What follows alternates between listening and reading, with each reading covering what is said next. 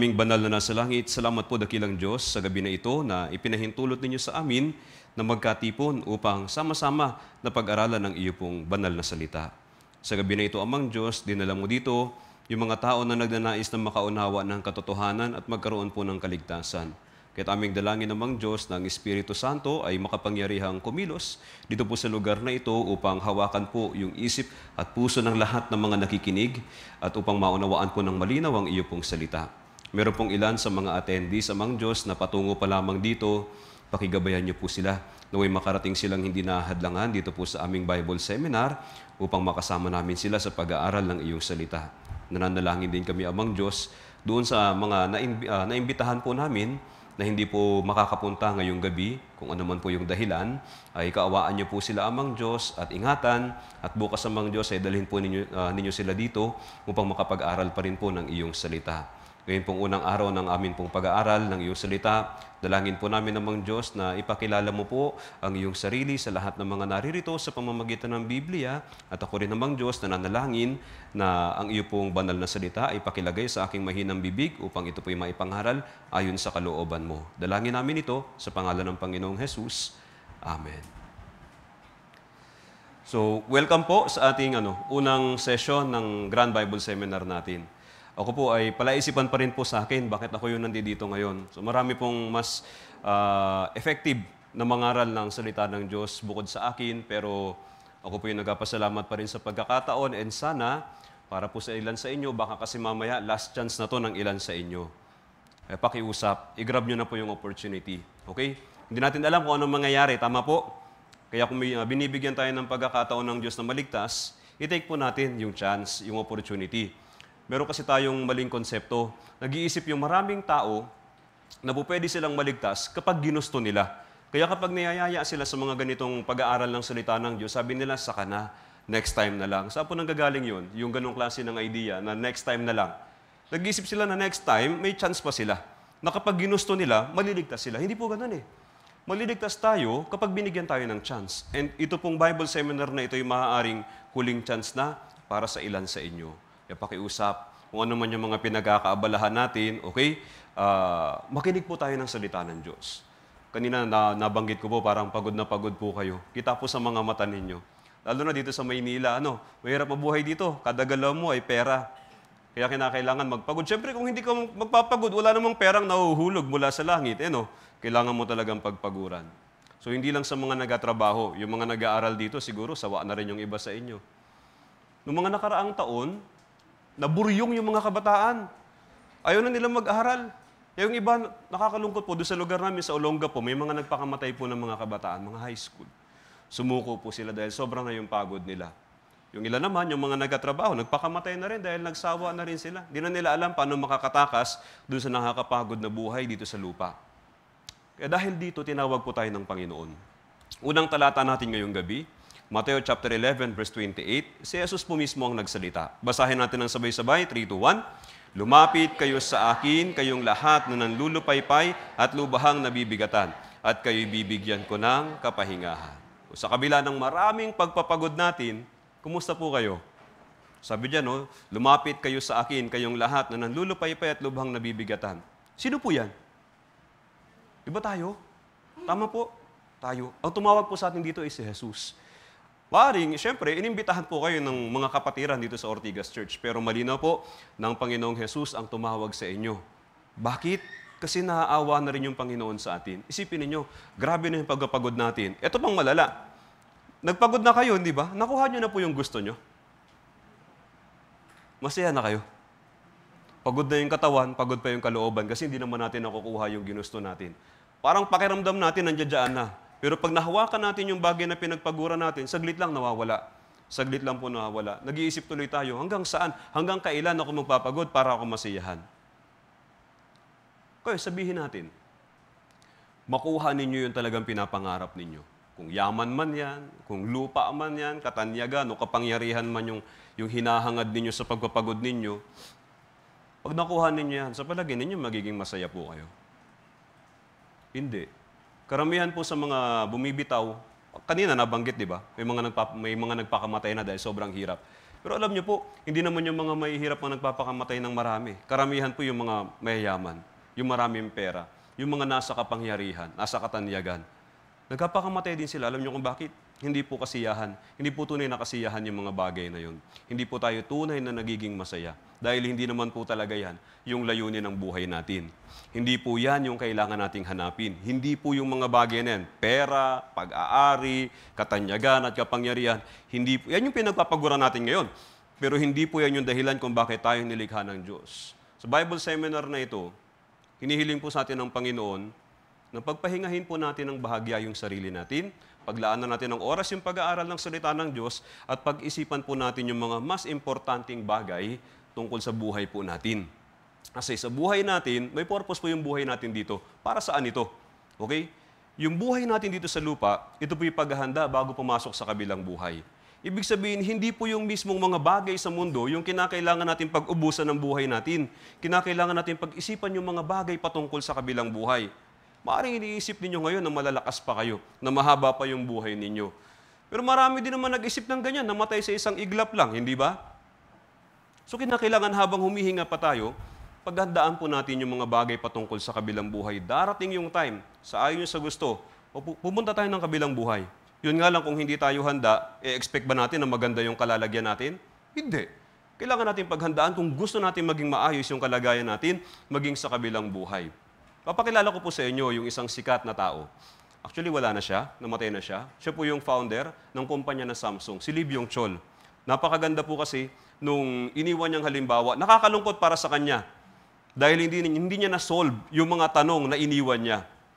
Yung mga katanungan na nagkameron siya ay dahil nung una, actually yung Samsung, ayan ay maliit na kumpanya lang. Lumaki yan dahil sa pagsisikap niya. Talagang inubos niya yung buhay niya, yung oras niya, pati yung kalusugan niya, inubos na niya para lang mapaunlad yung kanyang kumpanya. So lumaki yung kumpanya na yan, gaya ng yung Samsung na kilala na natin ngayon. Pero tumatanda siya, hindi ba? Hanggang sa isang araw, nakarinig siya ng balita na bumago sa pananaw niya. Dati, ang nasa isip lang niya, ang mahalaga lang ay mapalaki ko yung kumpanya na ito. Kumita ng pera, makapagbenta ng mga produkto, humanap kung saang lugar ako pwedeng magbenta, ano pa ba yung pwede kong ibenta, sino yung pwede kong upahan para magbenta ng mga produkto ko, sino yung pwede kong bayaran para mag-imbento ng mga bagong paninda. Yun lang yung nasa isip niya. Sanlibutan kung baga. Pero nung marinig niya yung isang balita, binago nito yung pananaw niya sa buhay. Ito po yung balita tungkol sa kanyang sakit. Pero siyang kanser sa baga. At tinaningan po siya, 1 taon yung itatagal niya. Kaya nung malaman niya yun, nagbago yung tingin niya sa buhay. Nagsimula siya ngayon mag-isip ng mas malalim. Kaya sa pag-iisip niya ng malalim, nagsimula siyang magtanong tungkol sa kabilang buhay. At 1 buwan bago siya mamatay, ito yung 24 na mga tanong na iniwan niya sa atin. Yung ilan po sa 24 na tanong na yon, naririto sa video na mapapanood natin. Tingnan po ninyo ng mabuti. Kung yung mga tanong na ito, mismo kayo ay walang malinaw na sagot, di nyo alam yung sagot, tama yung pinuntahan po ninyo. Dito sa Bible seminar na ito, sasagutin natin lahat ng mga importanteng tanong na ito na dapat po pinag-iisipan natin ngayon. Ito siya. Ito si Lee Byung-chul. Meron siyang kaibigan na pari. Tinanong din niya yung kaibigan niya, pero sa kasamaang palad, hindi po nasagot ng kaibigan niyang pari. Kinamatayan niya yung mga tanong po na ito. Pero kayo, kung kayo po ay meron talagang puso na nagnanais makaalam ng katotohanan, naniniwala po kami at nananalangin po kami. Naiingatan kayo ng Diyos hanggang sa matapos yung Bible seminar na ito. Panoorin natin.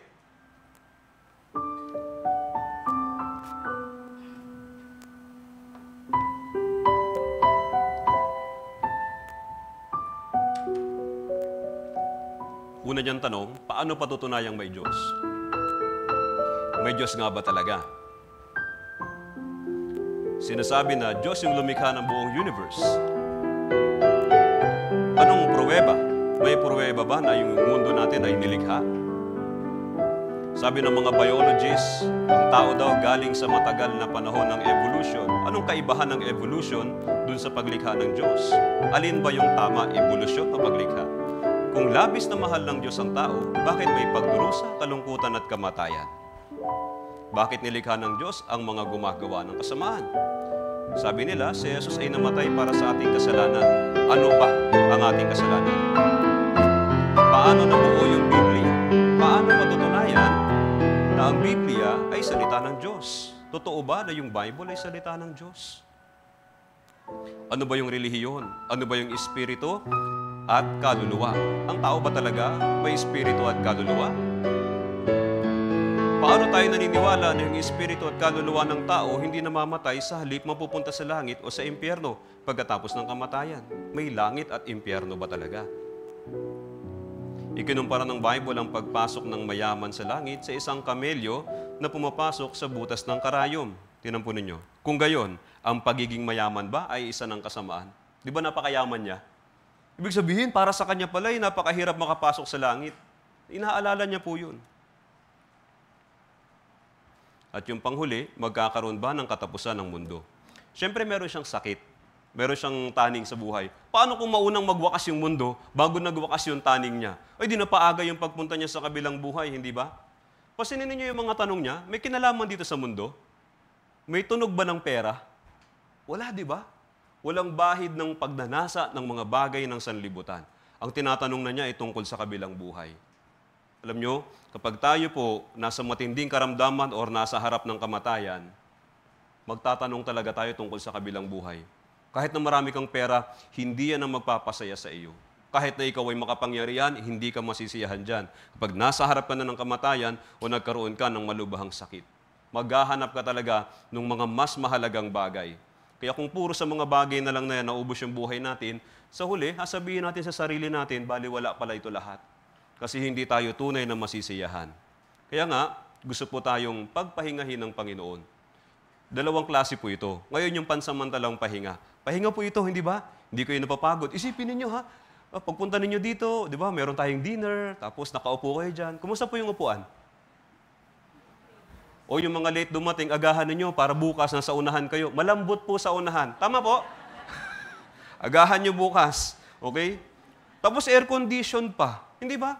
Isipin ninyo, pahinga po ito. Pero hindi ito yung purpose natin. Ang purpose natin ay yung kapahingahan para po sa ating kaluluwa. Yung pahinga ng katawan, pwede nating itulog yan. Di ba? Mag-ahol ka, tingnan mo, pahinga ka niyan. Di ba? Pero hindi po ganung pahinga. Kailangan natin yung kapahingahan para sa kaluluwa kasi si Jesus lang ang makakapagbigay nun. Ibig sabihin ng kapahingahan ng kaluluwa ay magkaroon kayo ng kaligtasan sa inyong kaluluwa habang nandito pa kayo sa mundo. Ibig sabihin, handa na kayo sa pagpunta sa kabilang buhay. Si Lee Byung-chul, yun ang inaalala niya. Takot siya. Kasi pinaghandaan niya lahat, pati future ng kaapu-apu-apuhan niya, napaghandaan na niya. Pero yung pagpasok niya mismo sa kabilang buhay, wala siyang nagawang preparasyon kahit na ano. Sa palagay niyo, si Lee Byung-chul, saan niya gustong mapunta? Sa langit o sa impyerno? Sa langit. Kasi kung wala siyang pakialam doon, hindi na siya mag-iisip, hindi ba? Gusto niyo mapunta sa langit. Kayo po, saan niyo gustong mapunta? Sa impyerno? O sa purgatorio? O wala po. Sa Biblia po, walang purgatorio. Kahit anong hanap natin. Langit at impyerno lang yan. Ngayon, gusto ninyong pumunta sa langit. Okay? Ganun-ganun na lang ba yan? Pagka gusto mo, makakapunta ka na. Hindi. Yung pagpunta po sa langit, hindi po yan isang bagay na ganun-ganun mo lang na makukuha. Kinakailangan po dyan ng sapat na paghahanda. Okay? Yung mga Pilipino, iba sa yung nakagisa natin paniniwala na, Pastor, ako naman, hindi naman ako nakakalimot sa Diyos. Palagi naman akong tumatawag sa Diyos. Palagi ako nananalangin. Di ba? Yun yung paniwala natin. Bahagi po ng tradisyon natin yan. Pero yung ganun ba ay sapat na para makapasok ka sa langit? Sabi ni Jesus, hindi. Tingnan niyo po dito, Mateo chapter 7, verse 21. Basahin natin. Hindi lahat ng nagsasabi sa akin, Panginoon, Panginoon, ay papasok sa kaharian ng langit, kundi ang gumaganap ng kalooban ng aking Ama na nasa langit. Sabi niya, no, hindi lahat ng nagsasabi sa akin, Panginoon, Panginoon, ay papasok sa kaharian ng langit. Yung iba makakapasok, pero hindi lahat. Paano ka? Hindi ba? Paano ka? Naniniwala ka sa Diyos. Siguro yung ilan sa inyo dito may sinisimbahan na. Christian na. Baka may ministry ka pa. Baka leader ka pa dyan sa sinisimbahan mo. Tanong, ikaw ba, masasabi mo na ba sa sarili mo na 100% sigurado, walang duda, na makakapasok ka sa langit? Masasabi mo na bang sigurado ka talaga? Masasabi mo na ba yan sa sarili mo at sa Diyos na ikaw ay sigurado makakapunta sa langit, walang bahid ng pagdududa kahit konti? Kaya naniwala tayo sa Diyos. Tama po, tumatawag tayo sa Diyos. Pero yung pagpasok sa langit, hindi tayo sigurado. Tingnan niyo po, hindi lahat ng tumatawag sa Panginoon makakapasok sa langit. Hindi lahat. Ang ganda sana kung lahat, hindi ba? Kung lahat, ibig sabihin, 90% ng mga Pilipino makakapasok sa langit. Kasi 90% ng mga Pilipino ay Kristiyano, hindi ho ba? Kaso hindi, sabi ng Panginoon, hindi lahat. Okay? Kayong iba, bukod sa pagtawag sa Panginoon at pananalangin sa Panginoon, ipinamuhay nila yung pananampalataya nila. Kasunod na verse 22, basahin din natin. 3, 2, 1. Sa araw na iyon ay marami ang magsasabi sa akin, Panginoon, Panginoon, hindi ba nagpropesiya kami sa iyong pangalan? Nagpalayas ng mga demonyo sa iyong pangalan? At sa iyong pangalan ay gumawa kami ng maraming gawang makapangyarihan. Ay, grabe, hindi ba? Dito, tumatawag sila Panginoon, Panginoon. So ito mga mananampalataya, ito mga believers to, mga Kristiyano ito.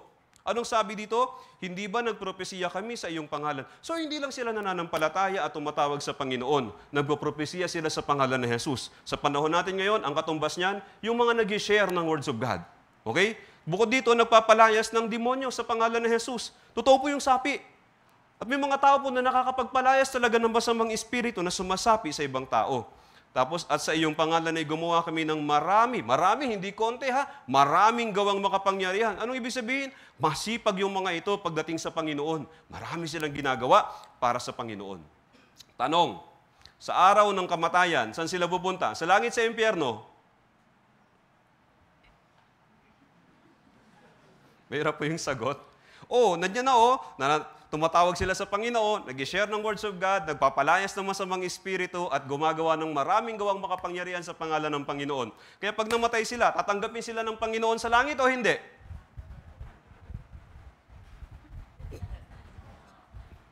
Ang alam natin, tatanggapin sila, di ba? Okay? Pero tinan po natin yung verse 23. Basahin natin ng sabay. At kung magkagayon ay pahahayag ko sa kanila, hindi ko kayo kilala kailanman. Lumayo kayo sa akin, kayong mga gumagawa ng kasamaan. Sabi dyan. Langit o impyerno? Pagka ganito yung sinabi ni Jesus, langit o impyerno? Impyerno yan. Pero ito ngayon yung nakakalito. Sabi dito, kayong mga gumagawa ng kasamaan. Balikan natin ito. Yung tumawag sa Panginoon, mabuti o masama? Mabuti. Yung mag-share ng words of God, mabuti o masama? Kung masama yun, mag-uwian na tayo. Hindi ba? Yung magpalayas ng masamang espiritu, mabuti o masama?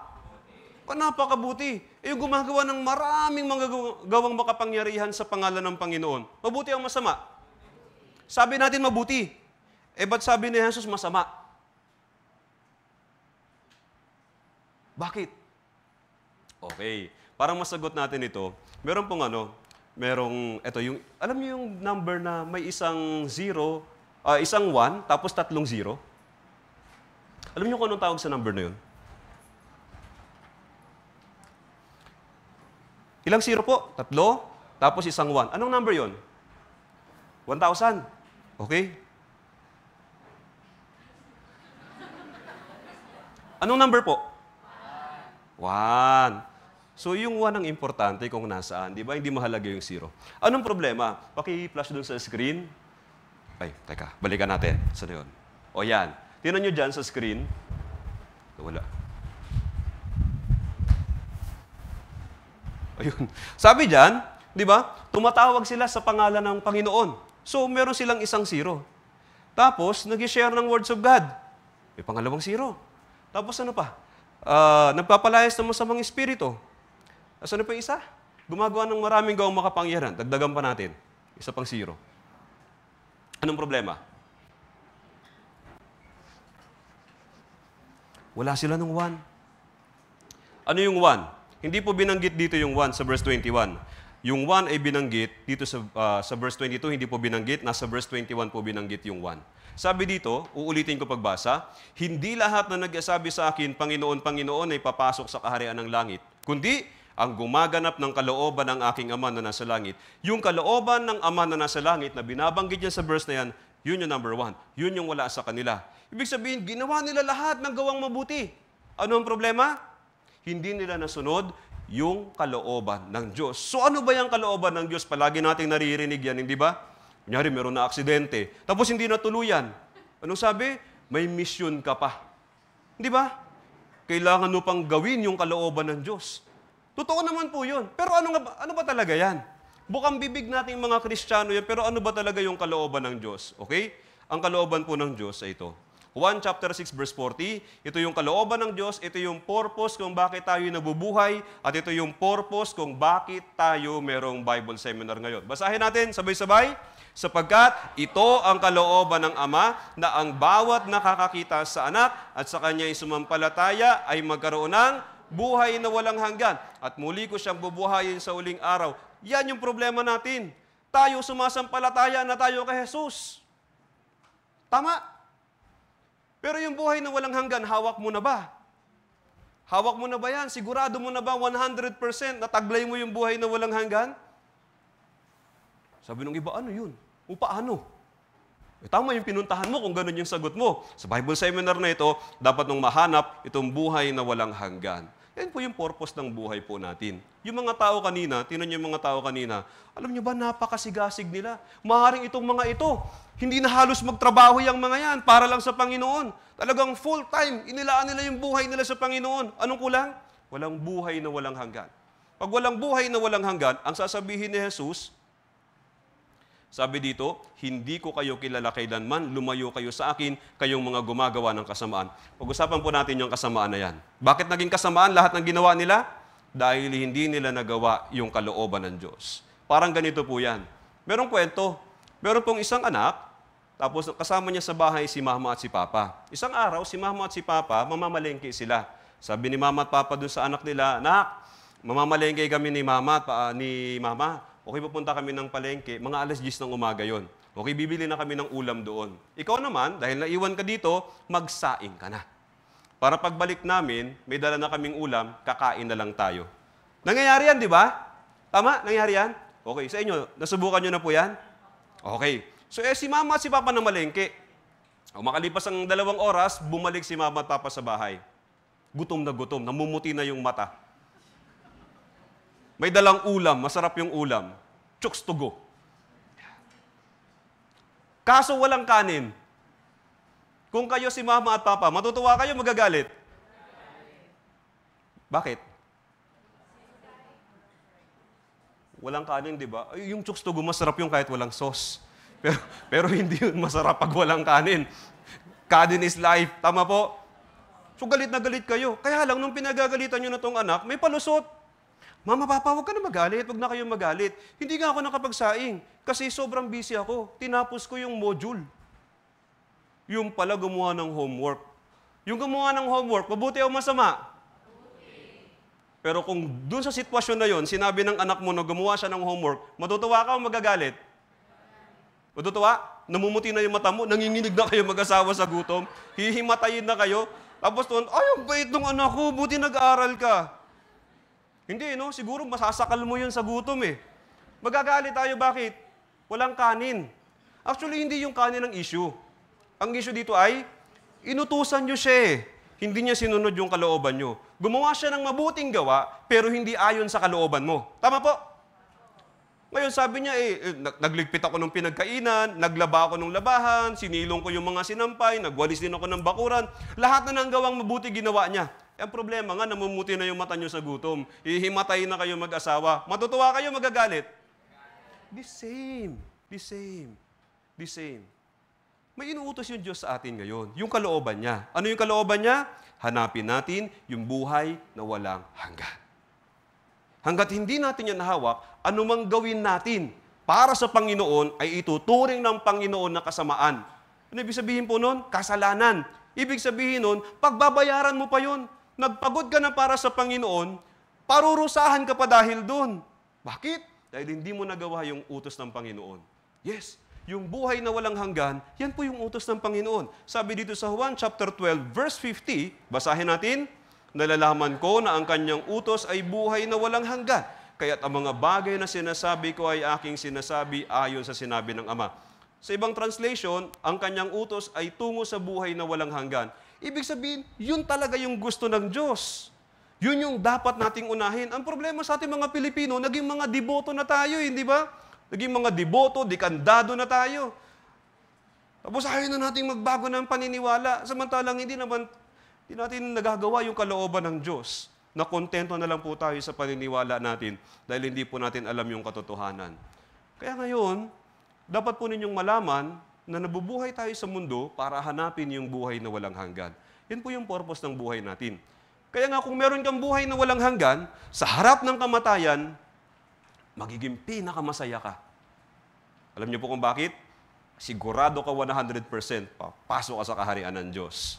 Kung ano man yung problema mo dito, iiwan mo na yan finally. Hindi mo na pagdudusahan, papasok ka sa kaharian ng Diyos dahil sigurado ka. Okay? Yung pagkakaroon po ng buhay na walang hanggan ay dapat na sigurado. Hindi po pwede na, malalaman na lang natin yan kapag nandun na tayo. Delikado po yun. Kanina ho, papunta dito, pagpunta ko ng Victory, bus terminal, ang dami hong bus. Ang ginawa ko, chinek ko muna isa-isa. Meron doon mga biyaheng Cubao. Yung biyaheng Cubao pati, dalawang klase. May inner cities, meron ding SC-Tex. Nahanap ko talaga yung SC-Tex, mas mabilis na biyahe yun eh. Problema, nakaalis na daw. Hindi ko inabutan. So, chinaga ko na rin yung inner cities, kaya medyo matagal-tagal yung biyahe. Chinek ko isa-isa. Di ba ganun tayo pag sumasakay tayo ng bus? Kahit anong sasakyan, check mo, sisiguraduhin mo na pupunta ka doon sa gusto mong puntahan. Lahat tayo gusto pumunta sa langit. Tapos lahat tayo may kanya-kanyang pananampalataya na paniniwala. Na-check nyo na ba? Na talaga bang yan ay patungo sa langit? Kaya yung tanong na, sigurado mo na ba na may buhay na walang hanggan ka? Kung hindi pa, ibig sabihin hindi yan patungo sa langit. Kasi yung buhay na walang hanggan, ito po yung ticket natin sa langit. Yan po yung paraan para tayo makapasok sa langit. Yan po yung kalooban ng Diyos. Yan yung purpose ng Bible seminar na ito. So umaasa po kami na pagkatapos ng Bible seminar na ito, ganito po yung magiging reaksyon ninyo. Ay, salamat, dinala mo ako dito sa church ninyo. Nagkaroon ako ng buhay na walang hanggan. Hindi yung, ay, salamat, dinala mo ako sa church ninyo. Nadagdagan yung kaalaman ko. Hindi po dagdag kaalaman itong Bible seminar na ito. Okay? Sa Bible seminar na ito, ang goal po ay hindi yung isurrender mo yung buhay mo sa Panginoong Jesus. Na isuko mo yung buhay mo sa Kanya. Hindi po yun ang purpose dito. Okay? Hindi po yung magbago yung pag-uugali mo, natalikuran mo yung mga bisyo mo. Hindi po yun eh. Hindi. Yung pagiging miyembro po ng Ortigas Church, hindi rin po yan ang purpose ng Bible seminar na ito. Hindi kami nagpapadami ng miyembro. Gusto namin maligtas po kayo. Dahil ito po yung gusto ng Panginoon. Para dito, tinawag po kayo ni Jesus. Para dito, idinaos po natin yung Bible seminar na ito kahit na alam namin, abala po kayo, abala rin po kami. Pero para sa inyo, binigyan tayo ng pagkakataon ng Diyos na alamin yung katotohanan. Isang katotohanan po yan. Nabubuhay tayo para sa buhay na walang hanggan. So, hindi po tayo pwedeng humarap sa Diyos na wala yan. Sabihin sa atin na Jesus, lahat ng ginawa mo ay masama. Lumayo ka sa akin. Yun po yung pinaka nakakatakot na denial na po pwede nating marinig. Yung denial patungo po sa impyerno. Pag itinanggi tayo ni Jesus. Kaya ito po yung goal natin. Malinaw na po, yung Bible seminar natin ay para sa buhay na walang hanggan. Ngayon, paano yan? Okay? Paano tayo magkakaroon ng buhay na walang hanggan? So, hindi sapat yung kanina, mananalangin ka lang, mag-share ka ng words of God, hindi ba? Tapos magpapalayas ka ng demonyo, gagawa ka ng maraming gawang makapangyarihan. Hindi po sapat yon. Kinakailangan natin paglaanan ng oras yung pag-aaral ng Biblia. Sabi ho sa Juan chapter 17 verse 3, ito po'y paulit-ulit ating babasahin gabi-gabi. Kasi napaka-importante po nito. Ito po yung na-miss ng maraming mga Christian ngayon. Ang daming Christian churches ngayon. Sabi po sa Olonga po, kada barangay meron yatang 2, 3, minsan 4 pang mga Christian churches. Ang dami ho. Ang problema, hindi na po nabibigyan ng pansin yung pag-aaral ng salita ng Diyos. Kaya ano nangyari? Hindi sila nagkaroon ng tamang pagkakilala sa Diyos at kay Jesus. Sabi dito, basahin natin ng sabay, 3-1. At ito ang buhay na walang hanggan, na ikaw ay makilala nila, na iisang Diyos na tunay, at si Jesucristo na iyong sinugo. So, hindi po obra talaga dito ang isang araw na pag-aaral lang. Yung iba ho, na-experience lang namin, pag nag-iimbita kami, mag-Bible study tayo. Ilang araw ba yan? 5 araw. Ay, grabe, ang tagal. Ilang oras? Kada araw, 2 oras. Ba't ang tagal nyo maligtas? Totoo po na, napulaan pa kami. Ba't ang tagal nyo maligtas? Sa church namin, 1 beses ka lang pupunta. Wala pang 3 minuto, pag inaccept mo si Jesus Christ as Lord and Savior, ligtas ka na. Pero paano po ito? Sabi dito, para magkaroon ng buhay na walang hanggan, dapat ay meron tayong tamang pagkakilala sa nag-iisang Diyos na tunay at kay Jesucristo. Kaya nga dapat maingat tayo dyan. Hindi ba? Dapat tayong mag-aral ng Biblia. Dapat nating makilala yung Diyos, hindi sa tradisyon, hindi sa nakagisnan, kundi ayon sa salita mismo niya. Kapag hindi, hindi yun buhay na walang hanggan. Yun po'y bulag na pananampalataya. Hindi ba? Kaya ano nangyari? Ang daming nanampalataya sa Panginoon bilang Panginoon na tagapagligtas. Pero pag tinanong, sigurado ka makakapasok sa langit? Siguro. Sana. Pero pag tinanong mo siya, pagkatapos siyang gumawa ng kasalanan, ay sa impyerno. Pero pag tinanong mo, pagkagaling sa simbahan, siguro sa langit. So paiba-iba, hindi po pananampalataya yun kasi paiba-iba. Hindi ba? Dapat malinaw. So kung gano'n tayo, meron tayong pabago-bago na paninindigan pagdating sa kaligtasan, dapat magkaroon tayo ng malinaw na pananampalataya. So kailangan natin maglaan ng sapat na oras. Ngayon po yung unang gabi, 2 oras po tayo mag-aaral, bukas 2 oras, hanggang sa Biyernes po ng gabi 2 oras. Ang pakiusap namin sa inyo, tiyagain nyo lang po. Hindi ba? Tiyagain nyo lang. Imagine, 10 oras lang naman ito. Pag kumuha ka ngayon ng lisensya, di ba? Pag mag-driving, driving school, Huwag na natin pag-usapan yung bayad, ang mahal eh. Yung oras na lang. Pagkarinig ko, 16 hours daw ang kailangan. Tama ba? 16 hours, tapos lisensya lang. Magdadrive ka lang. Ito 10 hours, tapos langit yung pinag-uusapan natin. Hindi ba? So wag po kayong mainip. Kung tutuusin, napaka-iksi pa po ng 10 hours. Napaka-iksi pa po niyan. Kung maglalaan tayo ng oras, tapos bawat gabi darating po kayo, baka kasi yung iba dito, pinagbigyan lang yung nag-invite sa inyo ngayong gabi. Sabi niya, pagbigyan ko lang to, nakakahiya eh. Uutangan ko bukas to eh. So pagbigyan ko muna.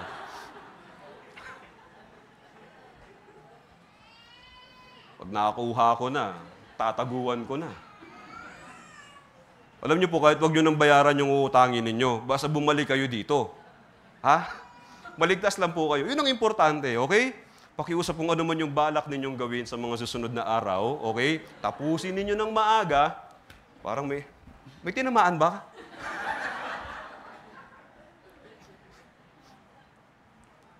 Kung sakali man, na ikaw yung tinutukoy ko kanina, tapusin mo po yung Bible seminar na ito, okay? 10 oras na pag-aaral ng salita ng Diyos para makilala yung nag-iisang Diyos na tunay. Meron kasi po tayong maling konsepto tungkol sa Diyos. Nag-iisip tayo na wala naman akong ginagawang malaking kasamaan. Hindi naman ako pumatay. Hindi naman ako nangangalunya. Nagkakasala ako, pero yung tamang ako lang yung napeperwisyo at saka yung mga anak ko. Pero kapitbahay, wala akong pineperwisyong iba. Kaya siguro pag namatay ako, tatanggapin ako ni Jesus sa langit. Tama po? Dahil ang paniwala natin, ang Diyos ay pag-ibig. Ang Diyos ay mabuti. Ang Diyos mapagbiyaya. O sige, ituloy na natin. Dugtungan nyo ha. God is? Mas marami yung love. God is? Good. Ano pa? God is? O, kita nyo, sa pangatlo, tahimik na. Bakit? Tayo mga Pilipino, ang talagang paniniwala natin, ang Diyos ay mabuti at ang Diyos ay pag-ibig. Tama po yun. Tama po yun. Pero hindi po sapat yung ganung pagkakilala nyo sa Diyos. Kasi hindi lang po yun ang katangian ng Diyos. Tingnan nyo po dito. Sa unang Timoteo, chapter 6, verse 16. Basahin natin, 3-1. Ang Diyos lamang ang walang kamatayan at naninirahan sa liwanag na di malapitan, na hindi nakita ng sinumang tao makikita man. Alam niyo po, nandito yung dalawang napaka-importanting katangian ng Diyos. Ito rin yung dalawang bagay na dapat na nasa iyo para ka makapasok sa langit. Una, walang kamatayan. Ang Diyos lamang ang walang kamatayan. Yes, from the beginning, ang Diyos ay walang kamatayan. Okay? Yung Diyos po ay walang hanggan. Ibig sabihin yung langit, ito yung kaharian ng mga walang hanggan, ng mga walang kamatayan. So hindi ka makakapasok doon kung wala kang buhay na walang hanggan. Kaya nga kailangan natin yun, yung buhay na walang hanggan eh.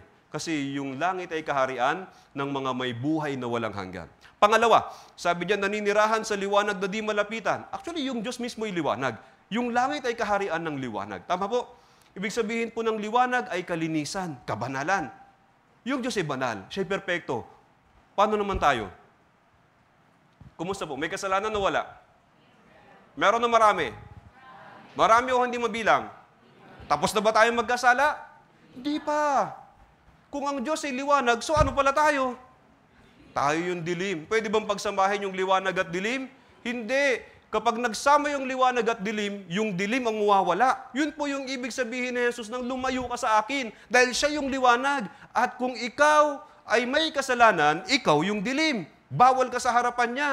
Itataboy ka ng Panginoon. Isang lugar lang yung pwede sa iyo. Yung impyerno. Yung impyerno, ito po yung kadiliman, walang hanggang kadiliman. Kaya nga, hanggat may kasalanan tayo, hindi tayo makakapasok sa langit. Makakapasok lang tayo sa langit kung wala kang kasalanan, maski na isa. So, dalawang bagay po yan.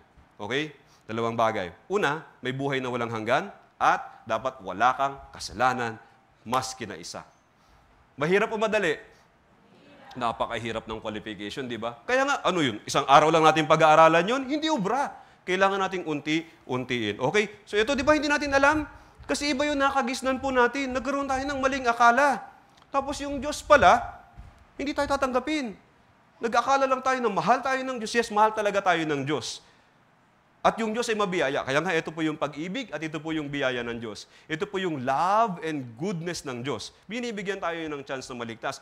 Pero kung mamamatay tayo na may kasalanan at walang buhay na walang hanggan, sa kabilang buhay po, hindi may papakita ng Diyos sa atin yung kanyang pag-ibig at yung kanyang kabutihan. Kasi itataboy niya po tayo. Hindi kita kilala kailanman. Lumayo ka sa akin, ikaw na gumagawa ng kasamaan. Okay? Kinakailangan may buhay na walang hanggan at dapat walang kasalanan. Ito pa yung katangian ng Diyos. Sa Juan 4:24, ang Diyos ay Espiritu. Ibig sabihin, walang laman, walang buto. So wala siyang pisikal na katawan na pwede natin pagmasdan. So tanong, paano natin makikilala yung hindi nakikitang Diyos?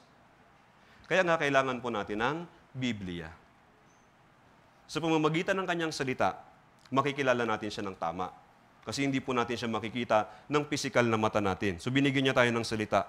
So wala tayong dahilan. Hindi natin po pwedeng idahilan sa Panginoon, Lord, hindi kita nakilala. Kasi di ba, hindi ka nakikita. Hindi natin pwedeng idahilan yun.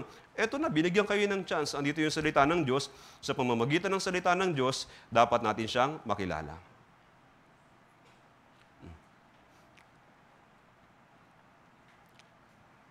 Kaya ibang mga tao, ayun na nga, dito nakalagay dito sa Mateo chapter 22, verse 29, babasahin ko po, sumagot si Jesus at sinabi sa kanila, nagkakamali kayo, sapagkat hindi ninyo nalalaman ang mga kasulatan o ang kapangyarihan ng Diyos. Dahil hindi nila pinaglaanan ng panahon yung pag-aaral ng kasulatan, hindi po nila nakilala ng tama yung Diyos. Tingnan nyo yung mga tao kanina, ito, sino ba yun? Ito yung mga tao na ito. Ano kayang reaksyon nila? Kapag narinig po nila yung ganyang, yung pag-dininay na sila ni Jesus doon sa kabilang buhay. Di ba laking gulat niyan?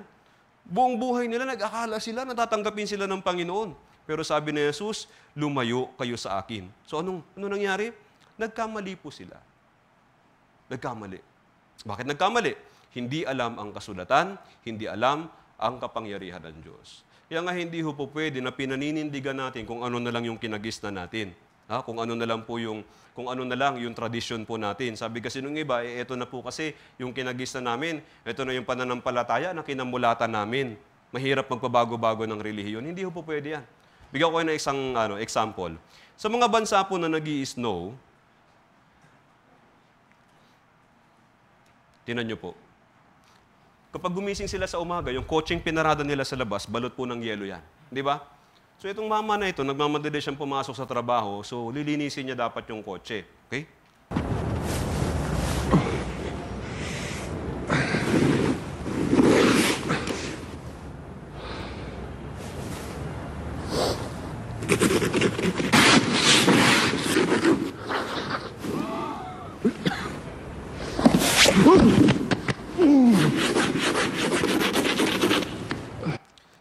Malinis na yung kotse. Yung salamin, yung ilaw, pati yung wiper na linis na. Makakapasok na siya sa opisina o hindi? Makakapasok na.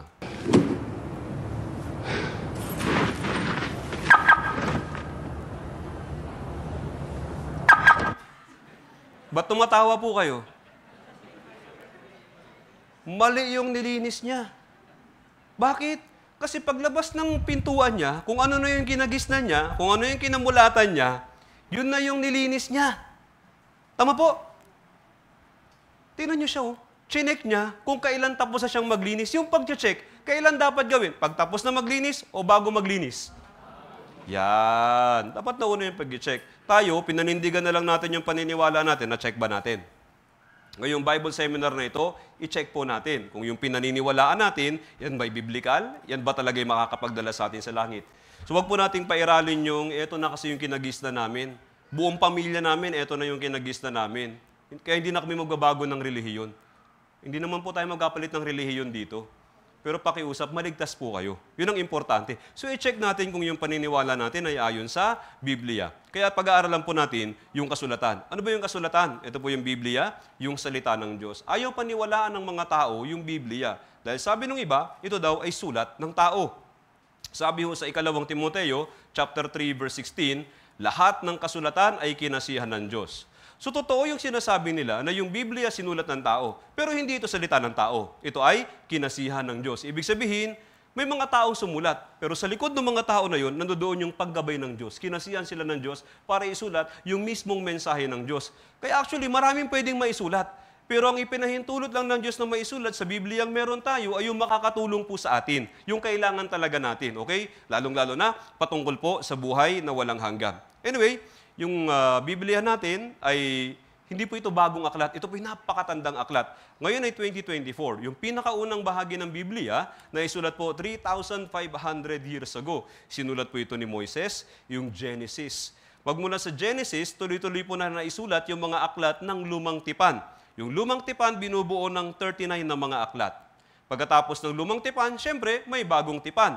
Pagkatapos po ng kamatayan, muling pagkabuhay at pag-akyat na Yesus sa langit, nagsimula pong isulat yung bagong tipan at yung huling aklat po ng bagong tipan, yung Apokalipsis. Yung New Testament naman, binubuo ng 27 books. So, 39 plus 27 equals 66. So, parang isang aklat lang ito. Pero pag binasa po natin yung Biblia, meron itong 66 na mga aklat. Okay? At sa pamamagitan po ng 66 na mga aklat na yan, inilagay ng Diyos yung mga nangyari magmula sa umpisa. Sa Genesis po, yung pinakaunang aklat ng Bible, nakalagay yung mga nangyari nung una, sa umpisa. Tapos dito naman po sa Apokalipsis, nakalagay naman po yung gagawin ng Diyos sa katapusan.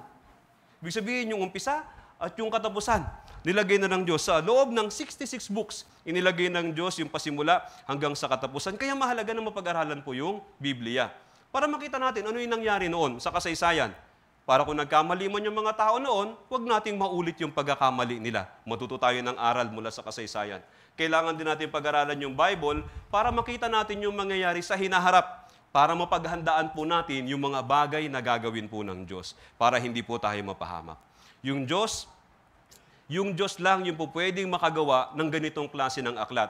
Hindi po ito magagawa o maisusulat lang ng tao lang. Kasi ang limitasyon po natin, hindi natin alam yung future. Hindi ba? Paano may susulat ng tao yung future? Hindi po. At yung mga nangyari bago pa yung kasaysayan, yung prehistoric events, hindi alam ng mga tao yun. Pero sa Biblia, nakalagay po yung mga bagay na yun. Dahil yung Biblia, hindi po yan salita ng tao. Sinulat ng tao, pero ito po yung salita ng Diyos. Sabi naman ng iba, o sige, yan po yung salita ng Diyos. Pero sa tanda ng Biblia, imposible naman na walang nabago dyan. Yung Bible natin ngayon, yan pa rin yung original na message ng Diyos. Imposible. Dahil nagpasalin-salin na yan sa maraming tao, kaya sigurado na bago na yan. Hindi na yan yung original na mensahe ng Diyos. Pero, noong 1947, na-discover po sa bansang Israel yung tinatawag na Dead Sea Scroll. Ito yung tumapo sa lahat ng pagdududa na yung Biblia natin ay hindi na yung original na mensahe. Ito pa rin po yung original na mensahe ng Diyos para sa kaligtasan natin. Panoorin natin ito.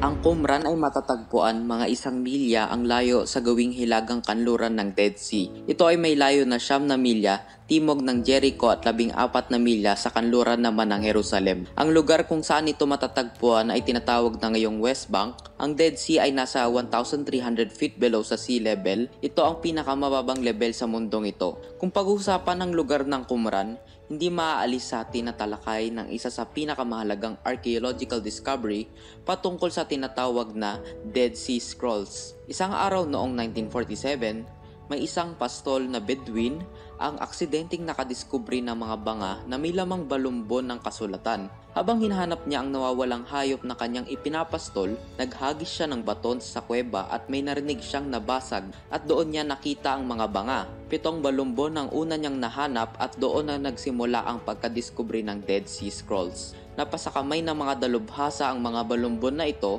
at doon nalaman ang kahalagahan ng discovering ito. Inisip nila na may iba pang mga balumbon sa lugar na iyon, kaya mula 1947 hanggang 1956, Isinagawa ng mga dalubhasa ang masusing paghahanap na iba pang scroll sa lugar na iyon. Nahanap nila ang mahigit 900 na scrolls mula sa 11 kuweba. Ngayon, ang mga scrolls na ito ay matatagpuan sa Israel Museum. Ang pagkatuklas ng Dead Sea Scroll ay napakahalaga sapagkat ang mga ito ang magpapatotoo sa Biblia. Ito kasi ang mga sinaunang Biblia na sinulat ng mga Hudyo na siyang itinuturing na orihinal.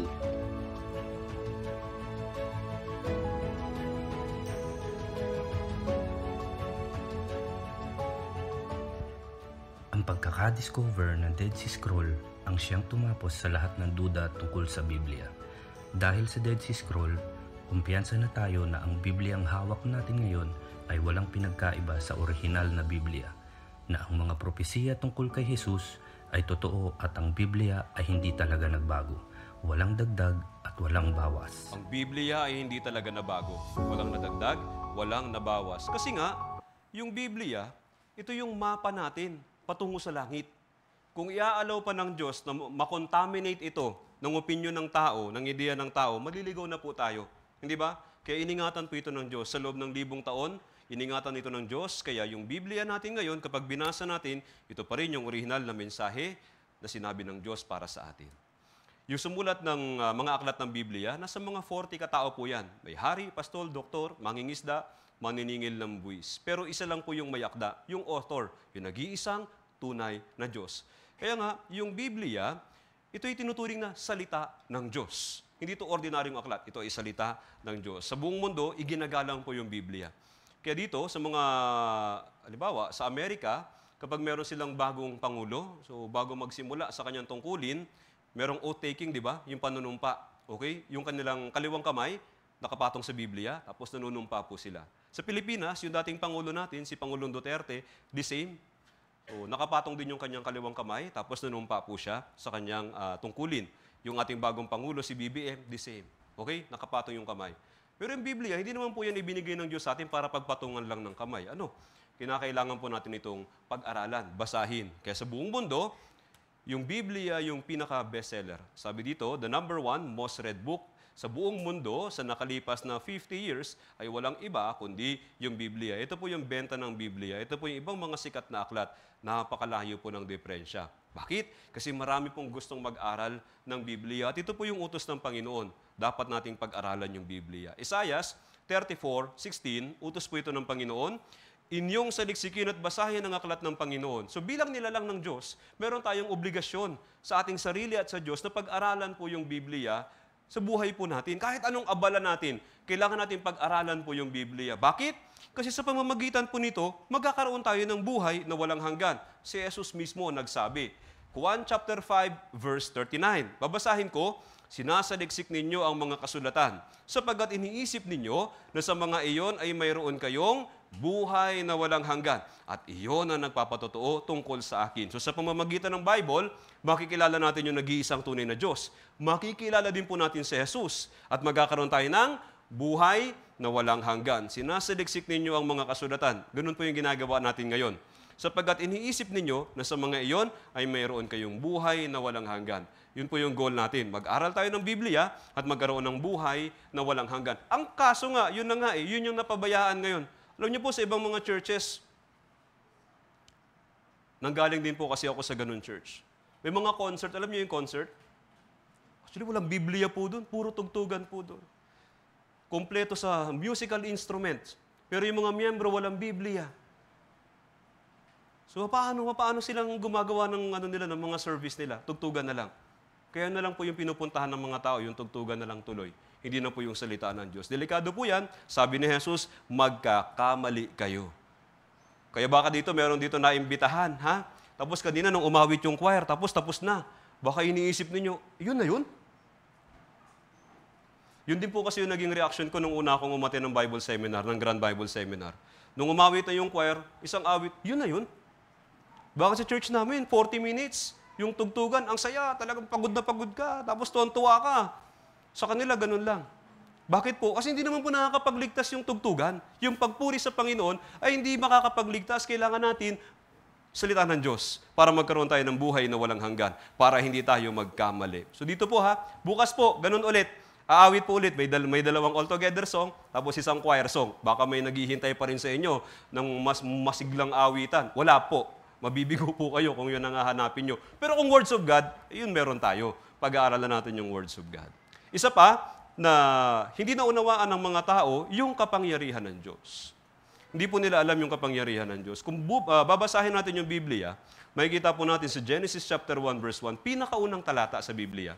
Ipinakita kaagad ng Diyos yung kanyang kapangyarihan. Sabi dito, basahin natin, nang pasimula, nilikha ng Diyos ang langit at ang lupa. So nilikha daw po ng Diyos ang langit at ang lupa. Basically, lahat ng nandito, lahat po nilikha ng Diyos. Kung hindi natin kayang paniwalaan yung Genesis 1 verse 1, hindi po natin paniniwalaan yung ibang parte ng Biblia. Kaya ito po yung nauna eh. Kapag ito kaya nating paniwalaan yung buong Biblia. So tanong, nilikha nga ba talaga ng Diyos yung langit at ang lupa? O, check po natin yung mga ebidensya. Yung Diyos po ay naglagay ng maraming ebidensya sa Biblia para patunayan na siya yung lumikha ng langit at lupa. Example po, ito po yung universe. Langit, kalangitan, okay? Yung observable universe. Dati, iniisip ng mga tao na yung bilang ng mga bituin sa kalangitan, nasa mga 3,000 lang. Kasi yun lang talaga yung kayang makita ng naked eye. Kung wala kang gamit ng mga aparato, yun lang yung kayang makita. Pero kung meron kang gamit na telescope, yung pangkaraniwang telescope, maaari kang makakita siguro ng hanggang mga 30,000 ng mga bituin. Pero hindi po yun yung bilang ng mga bituin. Sabi po sa Biblia, sa Jeremias 33 verse 22, kung paano ang lahat ng bituin sa langit ay hindi mabilang at ang mga buhangin sa dagat ay hindi masukat. Sabi diyan, yung mga bituin daw sa langit ay hindi mabilang. Dati binilang pa ng mga tao yan. Pero ngayon, sa modern science, aminado yung mga scientists na talagang hindi natin kayang mabilang lahat ng mga bituin. Kasi napakalawak po ng universe. May bahagi yung universe na hindi pa natin nakikita. Yung universe po, nag-expand yan. Nag-expand. So hindi pa natin nakita yung dulo. Paano natin bibilangin yung hindi pa natin nakita? Parang buhangin sa dagat. May mga bahagi ng dagat na hindi pa natin nakita doon sa ilalim. Paano natin bibilangin yung butil ng buhangin na hindi pa natin nakita? So the same daw. Pero dati, hindi pinaniniwalaan ng mga tao. Sabi nila, kayang bilangin yan. Actually, may mga nagbilang. Pero mali po yung bilang nila. Hindi po talaga kayang bilangin yung lahat ng mga bituin sa langit. Yung Jeremias ay naisulat, 2,500 taon na po mahigit na naisulat yung aklat ng Jeremias. Nauna na po yan kaysa sa modern science. So totoo po, yung Biblia, isa po yan sa mga palatandaan na yung universe ay nilikha ng Diyos. Ito po yung universe. Meron pang isang lihim yung universe na yan. Ito po, sa Job chapter 26 verse 7, iniuunat niya ang hilaga sa ibabaw ng walang laman. Kapag tinignan natin itong observable universe, parang lahat ng parte ng universe, merong bituin. Hindi ba? Merong isang sikat na teorya, yung Big Bang Theory. Merong singularity, tapos sumabog yun, Big Bang. Tapos kumalat yung lahat ng bituin doon sa iba't ibang parte ng universe. Kung totoo yung teorya na yon ng tao, dapat lahat ng parte ng universe may lamang bituin. Pero may sinabi po sa Biblia, 3,500 years ago, naisulat yung Job. Sabi diyan, sa hilagang kalawakan, northern sky, may nilagay ang Diyos diyan na isang lihim na lugar na walang laman. At yung lihim na yun ay na-discover noong 1981. Dito po, meron 3 malalaking observatories sa buong mundo. Yung sa 3 lugar na yun, tumingin sila sa isang bahagi, sa northern sky, at nakakita sila doon ng vast space hole. Napakalaki. Sabi diyan, may test theories. Sabi dito, astronomers have found meron silang natagpuan na parang sobrang laki. Appears to be an almost total void so large. Sobrang laking espasyo na walang kahit na anong bituin na makita. Sabi dito, exceedingly hard to understand. Ang hirap imaginein. Talaga nga namang mahirap imaginein. Kasi ang paniwala natin, may Big Bang, sumabog, tapos nakalatan ng bituin yung buong universe. Pero sa northern sky, yung northern sky, makikita po natin yan, malapit sa constellation na Big Dipper. Yung Hugis Tabo, ito po yun, Hugis Malaking Tabo. 300 million light years po yung lawak, tapos walang bituin. Napakalaki po niyan. Yung 1 light year, ito po yung distansyang nalalakbay ng liwanag sa loob ng 1 taon. Sobrang layo po niyan. Sa 1 segundo, kayang libutin ng liwanag yung buong mundo ng 7 beses. Ganun po kabilis yung liwanag. Kaya kung 300 million light years ay talagang exceedingly hard to understand talaga yan. Exceedingly hard to imagine talaga yan. Tapos walang bituin. Patunay po yun na nilikha ng Diyos yung kalawakan natin. Sabi dyan, iniuunat niya ang hilaga sa ibabaw ng walang laman. 3,500 years ago, sinabi na ng Diyos yan, napatunayan na lang noong 1981. Bukod doon, ito pa yung isa pang lihim.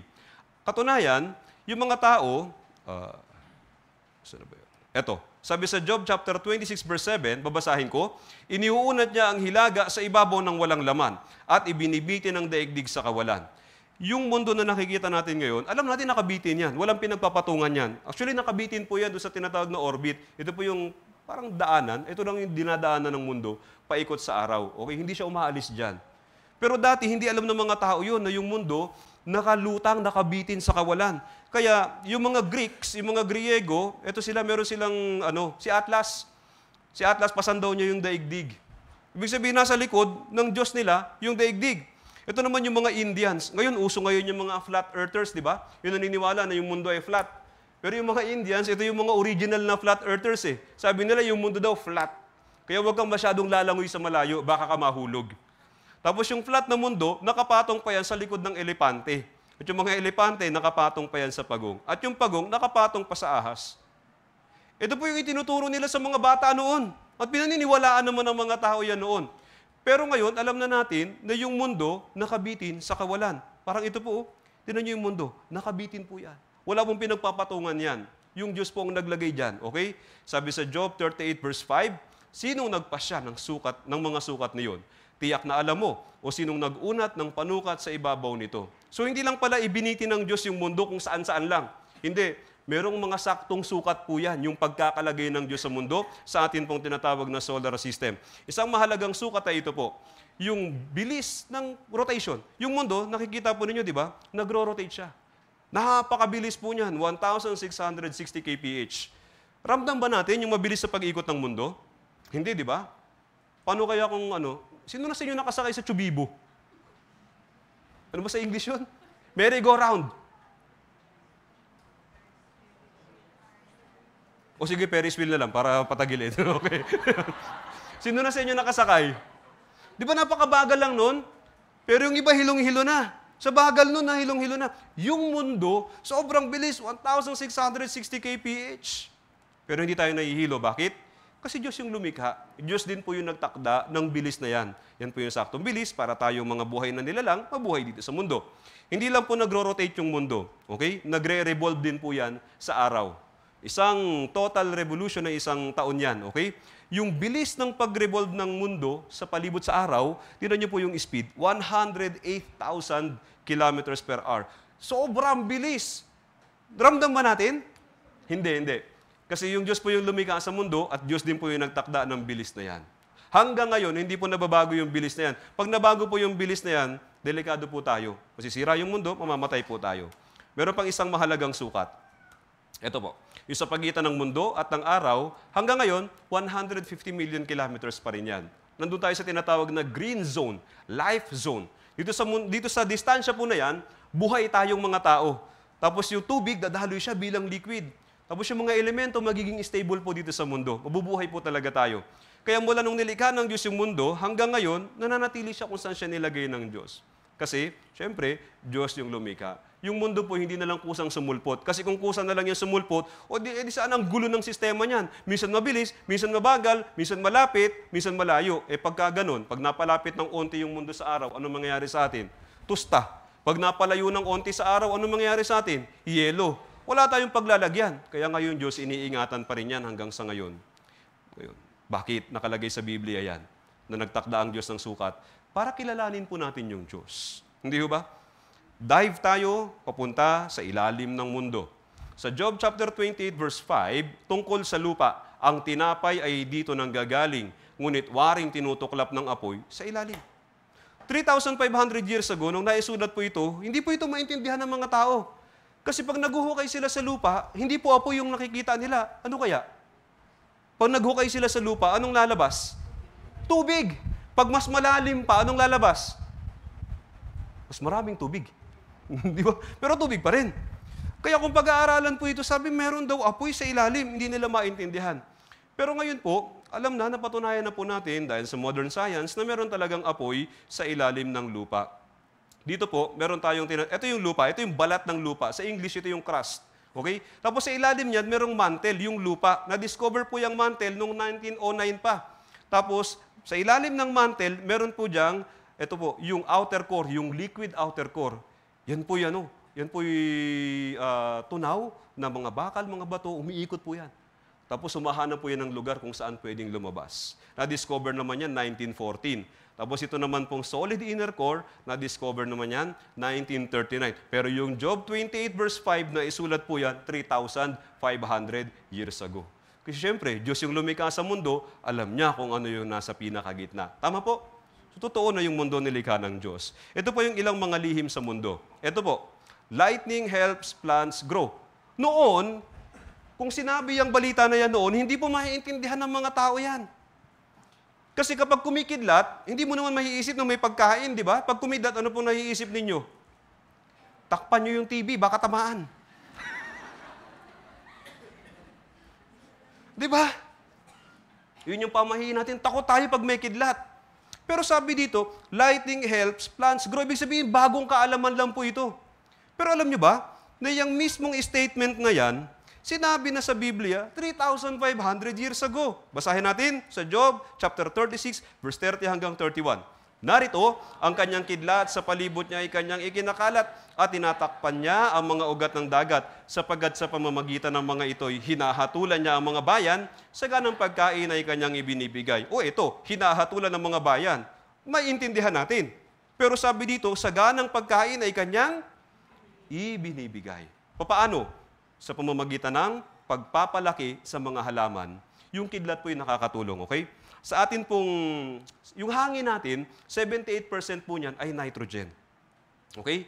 Yung nitrogen, kailangan po yan ng mga halaman bilang fertilizer para sila lumaki ng maayos. Ang problema, yung mga halaman, hindi po nila nasisip-sip yan sa pamamagitan ng dahon. Kailangan po yan maging fertilizer kapag yan po'y natunaw sa tubig, tapos sisip-sipin po yan ng ugat. Ang problema, yung nitrogen, kapag umulan, hindi kusang natutunaw yung nitrogen doon sa tubig. Pero kapag kumidlat, natutunaw po yung nitrogen, sumasama sa tubig, nakukuha ngayon. Tinan niyo po yung illustration, may lightning, di ba? Pag kumidlat, yung nitrogen, bababa dito, magiging fertilizer po yan. Tapos, nakukuha yan yung nitrate fertilizer, nakukuha ng mga halaman, na kinakain ng mga hayop, kinakain din ng mga tao. Totoo yung Biblia. Yung Job chapter 36 na yan, verse 30 hanggang 31, ay totoo. Ngayon lang natin natuklasan. Isa pang lihim, yung water cycle. Ito po yung lihim hanggang noong 16th and 17th century sa pamamagitan po ng mga eksperimento na discover yan ni Pierre Perrault at ni Edmond Marriott, yung tinatawag na water cycle.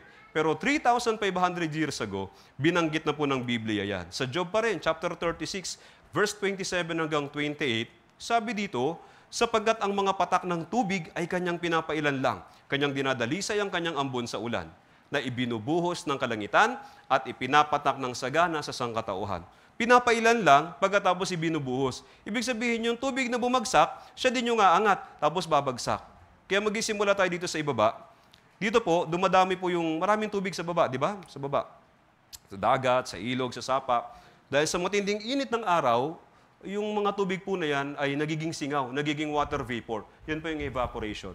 Tapos may iipon po yan doon sa taas at kapag marami na po yung tubig doon at kapag malamig po yung temperatura sa taas, may iipon yan at ibabagsak po yan bilang ulan. Ito na po yung precipitation. Tapos repeat. Kaya nga cycle, di ba? Paulit-ulit. So yung Biblia ay tama. Yan po yung na-discover. Bago lang, pero naisulat na 3,500 years ago. Isa pang lihim. Ito po, yung nakikita ninyo ng mga guhit na yan, dito sa dagat, ito po yung lupa, mga lupa po yan, yung may kulay na yan. Tapos, ito po yung dagat, hindi ba? Yung nakikita ninyo ng mga guhit na yan, yan po yung highway ng mga barko. Tayo po hindi natin nakikita yan. Pero yung mga kapitan ng barko, yung mga nagna-navigate, alam po nila yan. Dati, nung wala pa yan, yung mga barko, kung saan-saan dumadaan, maraming nasisira na barko sa gitna ng dagat. Ngayon, paano nila na-discover yung highway ng mga sasakyang pandagat? Si Matthew Maury, yung nakadiscover po niyan noong 1900s. Isang araw nung nagkasakit po siya, habang nakaratay sa higaan, binasahan siya ng kanyang anak ng Biblia. Nabasa ng anak niya itong Awit chapter 8 verse 8. Sabi doon, anumang nagdaraan sa mga daanan ng dagat. So natanim sa isip niya yun. Naniniwala siya talaga na yung Bible totoo. Sabi niya may daanan sa dagat. So hinanap niya po yun. At noong 1900s nga, nabuo niya yung mapa kung saan po pwedeng dumaan dito po sa dagat. Kaya ngayon po ginagamit po ito ng mga mandaragat para safe po sila makapaglayag. Pag dumaan sila dyan sa highway na yan, mabilis na, safe pa. Pero yan po ay naisulat, libu-libong taon na po nakakalipas dito po sa aklat ng mga awit. Kaya nga, ngayon, uso po sa panahon natin yung mga matatalino pero atheist. Ayaw maniwala sa Diyos. Dinedeny po nila yung existence ng Diyos. Pero yung mga haligi mismo ng modern science, kumbinsido po sila na yung Biblia ay totoo, buhay ang Diyos, at talagang nilikha po ng Diyos ang lahat. Si Galileo Galilei, si Johannes Kepler, si Isaac Newton, si Leonardo da Vinci, sabi niyo, Thou, O God, dost sell unto us all good things at the price of labor. Yung mga bagay na pinagpaguran ng Diyos. Sa loob ng 6 na araw, di ba nilikha ng Diyos lahat? Tapos ibinigay sa atin ng libre. Example, yung tubig po. Yung tubig, may bayad o wala? Ba't parang nalilito kayo? Yung may nilad. Ang tawag po sa kanila, water service provider. Hindi sila water provider. Service provider sila. Sinong water provider? Yung Diyos. Binigay niya ng walang bayad yan. Serbisyo po yung binabayaran natin sa Maynilad at saka sa Manila Water. So totoo, hindi ba? Naniniwala po sila. Ito pa isa, si Lois Pasteur, siya yung nakadiscover ng pasteurization. Na yung bakterya pala, yung mga mikrobyo, pwede mong patayin sa 100 degrees Celsius na tubig. Kaya para safe yung mga ginagamit ng mga baby, hindi ba, pinakukuluan muna. Sabi niya, little science takes you away from God, but more of it takes you to Him. Yung mga walang alam tungkol sa science, talagang ayaw nila maniwala sa Diyos. Pero kung sana nadagdagan pa ng konti yung alam nila, maniniwala na sila sa Diyos. Kayo mga ayaw maniwala sa Diyos, idinay ang Diyos, sabi niya, wala silang alam. Naniniwala po sila. Lahat, yung langit, yung lupa, ay totoong nilikha ng Diyos. Totoo hindi? Isaiah 45 verse 18. Basahin natin. Sapagkat ganito, ang sabi ng Panginoon na lumikha ng langit, siya ay Diyos, na nag-anyo ng lupa at gumawa niyon, na kanyang itinatag, hindi niya ito nilikha na sira, ito ay kanyang inanyuan upang tirhan. Ako ang Panginoon at wala ng iba. So ngayon, dapat makilala po natin yung Diyos na siyang lumikha ng langit at lupa. Siya yung makapangyarihang Diyos. Kung siya yung lumikha ng langit at lupa, may imposible ba sa Kanya? Wala. Siya yung makapangyarihang Diyos. Okay? Dapat makilala po ninyo siya. So, siya yung lumikha ng langit at lupa. Langit at lupa lang? Hindi po, hindi. Lahat ng mga bagay. Hebreo chapter 3 verse 4. Basahin din natin. Sapagkat ang bawat bahay ay may nagtayo. Subalit, ang nagtayo ng lahat ng mga bagay ay ang Diyos. Totoo ba talaga? Yes, totoo. Nilikha ng Diyos yung langit, pati na yung lupa. Yung mga buhay na nilalang. Yung mga halaman, hayop, tapos tayong mga tao, nilikha ba talaga tayo ng Diyos? Check po natin. Sa Job chapter 12, verse 7 hanggang 9, babasahin ko po ha. Ngunit ngayon tanungin mo ang mga hayop at tuturuan ka nila. Na-try nyo na po ito? Kinausap nyo muna. Sabi din dito, ang mga ibon sa himpapawid at kanilang sasabihin sa iyo. O ang mga halaman sa lupa at tuturuan kanila. At ang mga isda sa dagat ay magpapahayag sa iyo. Minsan, di ba yung pet natin, kinakausap naman natin. Nasagot kaya? Kaya pag uwi mo, di ba, gutom ka na, baby ko. Sumagot po. Sabi dito, hindi lang nasagot, tuturuan kanila. Yan. So, hindi po ibig sabihin ito, literal na kausapin nyo. Ibig sabihin, may sinasabi po sa atin yung mga nilalang ng Diyos. Halaman, hayop, meron po silang sinasabi sa atin. Ano po yung gustong sabihin sa atin? Nakalagay sa baba. Basahin natin ng sabay. Sinong hindi nakakaalam sa lahat ng mga ito na ang kamay ng Panginoon ang gumawa nito? Yung mga nilalang ng Diyos, ipinapakilala nila yung Diyos, yung karunungan ng Diyos, yung talino ng Diyos, ipinapakita sa pamamagitan ng mga nilalang ng Diyos. Example po, yung mga kamangha-mangha sa mga hayop, ilan lang po hindi natin pag-aralan lahat, aabutin tayong madaling araw. Levitico 11 verse 6, sabi dito, at ang liebre, yung kuneho po, bagaman ngumunguya, subalit walang hati ang paa, ito ay marumi para sa inyo. Yung kuneho daw, nasulat po yan 3,500 years ago, yung kuneho daw ngumunguya. Kakaibang pagnguya po ito, doon sa mga nag-aalaga ng kuneho, nagtataka po sila.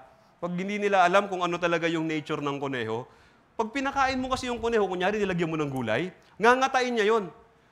Pero magtataka ka, kahit ubos na yung gulay, may nginangata pa siya. So ano yung ginangata niya? Iba inobserbahan nila. Yung mga kuneho pala, kapag katapos silang kumain, dudumi sila. Pero yung dumi nila, hindi pa yun mismong dumi. Okay? Parang protein pellet po yun. Maraming sustansya po yung unang dumi niya. Ang tawag doon, kekotrops. Masustansya po yun. Tapos kakainin niya ulit yun. Kaya hindi pwede itong session na to pag before dinner eh. Nakakain naman na kayo, di ba? Kakainin niya yun. Okay? Yung dinumi niya. Huwag niyong gagawin yun, ha? Sa kuneho lang yun. Kaya nga ngumunguya. Ibig sabihin, paulit-ulit niyang nginunguya yung kinain niya. Ngayon, kapag ginuya niya ulit sa pangalawang beses yung kinain niya, makukuha niya yung lahat ng sustansya. Tapos idudumi niya yun ng pangalawang beses. Yun na yung pangtapon. Ang galing, di ba? Pero 3,500 years ago, nakalagay na po sa Bible yan. Bakit? Diyos ang lumikha dyan eh. Di ba? Isa pa nakakamanghang hayop ito po. Meron pong isang lahi ng mga usa na may ganitong katangian. Basahin natin, Job 39 verse 1. Ang pagsilang ng mga usa ay iyubang napagmasdan. Meron pong mga usa na mahirap mong malaman kung kailan manganganak. Hindi kagaya sa mga tao, di ba? Kapag nabuntis ka ngayon, after 9 months, lalabas at lalabas po yan. Kahit anong pigil mo. Pero meron pong mga usa na kapag yung panganganak nila, sa panahon na kaunti ang pagkain, ibig sabihin, taglamig, ganun, pwede po nilang i-delay pa yung panganganak nila. Hindi pwede sa tao. Kunyari, kabuanan mo na, tapos nawala ng trabaho yung asawa mo. Hindi mo pwedeng sabihin doon sa baby mo, Be, huwag ka munang lalabas. Na-lay off si daddy mo. Maghanap pa siya ng trabaho. Sabi nung kumpare niya, next month daw meron na. Doon ka na lang lumabas. Pwede ba yun? Hindi. Kahit anong pigil mo dyan, lalabas yan, hindi ba? Pero sa mga usa, kaya po nilang pigilan. Ang galing, sino po naglagay ng katangian na yan? Yung Diyos po. Sa pamamagitan nila, makikita natin yung karunungan, yung kahusayan po ng Diyos. Ito pa, meron pang ilang mga hayop. Ito po yung pating. Actually, yung pating, pag ginagod mo siya, magmula ulo hanggang buntot, swabe yan. Pero pag ginagod mo yan ng pabaliktad, sasabit yan sa palad mo, magaspang. Tapos sumasabit. Kakaiba po yung balat nila. Panoorin po natin ito. Kakaiba ang proteksyong na ibibigay sa pating ng balat nito. Kung hindi ganito ang disenyo ng balat nito, pamamahayan nito ng napakaraming maliliit na organismo. Napupuntahan naman ng mas malalaking parasite at kakapit na rin sa balat ng pating. Kapag nangyari yan, hihina ang pating at mahihirapan siyang lumangoy. Pero ang totoo, halos walang tumatagal na parasite sa balat ng pating. Paano nangyari yun? Ang balat ng pating ay may mga kaliskis na tinatawag na dermal denticles. Mukha silang maliliit na kaliskis ng isda, pero ang totoo, para silang mga ngipin ng mamal na nababalutan ng enamel. Dahil napakakinis nito, at may maliliit din itong uka, hindi makakakapit ang maliliit na organismo sa balat ng pating. Kung may makakapit man, nakakatulong ang mga uka sa kaliskis para mas mabilis na umagos ang tubig at matangay ang nakakapit na organismo. Kaya sa disenyong ito, napoprotektahan sa dalawang paraan ang pating mula sa mga parasite. Pero hindi lang yan. Dahil sa kakaibang hugis ng mga denticle, nagkakaroon ng suction sa buong katawan ng pating. Kaya nagagawa niyang mas mabilis na makalangoy. Dahil dito, ang mga pating gaya ng short fin mako ay nakakalangoy sa bilis na 74 na kilometro kada oras. Ginagaya ng mga siyentipiko ang disenyo ng balat ng pating para makagawa ng mga barko at eroplano na mas matipid sa gasolina. Magagamit din ang teknolohiyang ito sa mga ospital para maiwasan ang pagkalat ng mga mikrobyo nang hindi gumagamit ng nakakalasong mga disinfectant. Ano sa palagay mo? Ang balat ba ng pating ay resulta ng ebolusyon? O may nagdisenyo nito? Ano pong sagot? Resulta ng ebolusyon o may nagdisenyo? may nagdisenyo. Pagdating naman sa mga ibon, tingnan po natin itong kwago. Kamangha-mangha po yung kwago. Yung kwago, pag lumipad po yan, hindi mo alam, nasa likod mo na. Wala hong tunog yung paglipad niya.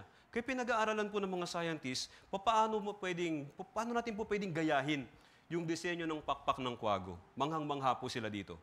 Sa mga pakpak ng kwago, nagagawa nitong lumipad ng walang ingay. Paano? Ang mga balahibo sa unahang bahagi ng pakpak ay patulis na gaya ng suklay. Ayon sa isang tsorya, nababasag nito ang daloy ng hangin kaya nababawasan ang ingay. Ang dulong bahagi ng pakpak ay may pinong balahibo kaya mas naikakalat pa nito ang hangin. Ang natitirang ingay ay inaabsorb ng malalambot na balahibo sa ilalim na bahagi ng pakpak nito. Ginaya ng mga siyentipiko sa Cambridge University ang kayarian ng balahibong ito sa pagbuo ng mga coating para sa mga wind turbine. Ipinapakita ng mga unang pagsusuri na mas bumilis ang mga blade pero di hamak na mas tahimik ito. Sa hinaharap, umaasa ang mga siyentipiko na ang mga katulad na coating ay magagamit nila sa ibang bagay. Ano sa palagay mo? Ang pakpak ba ng kwago ay resulta ng ebolusyon? O may nagdisenyo nito? Ano pong sagot? Siyempre may nagdisenyo. Ipinapakita po nito yung husay at talino ng Diyos. Di ba? At sa lahat po ng mga nilalang ng Diyos, ang pinakakamangha-mangha po sa lahat ay ang tao. Sa pamamagitan po natin, makikita din po yung karunungan ng Diyos.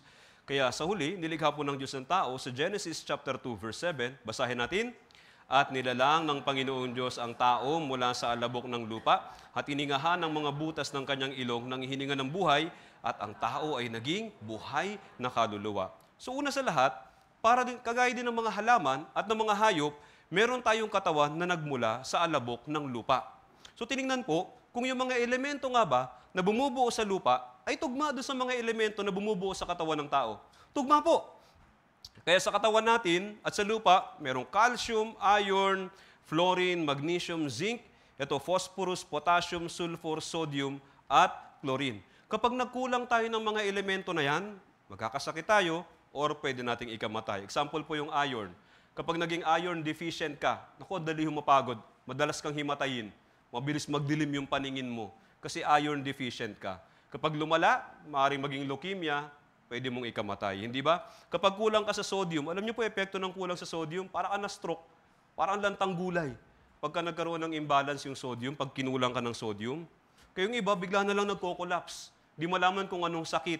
Yun pala, bagsak yung sodium. Kaya yung iba, merong yung sodium tablet, ganyang tablet po yan. Sobrang alat po nun.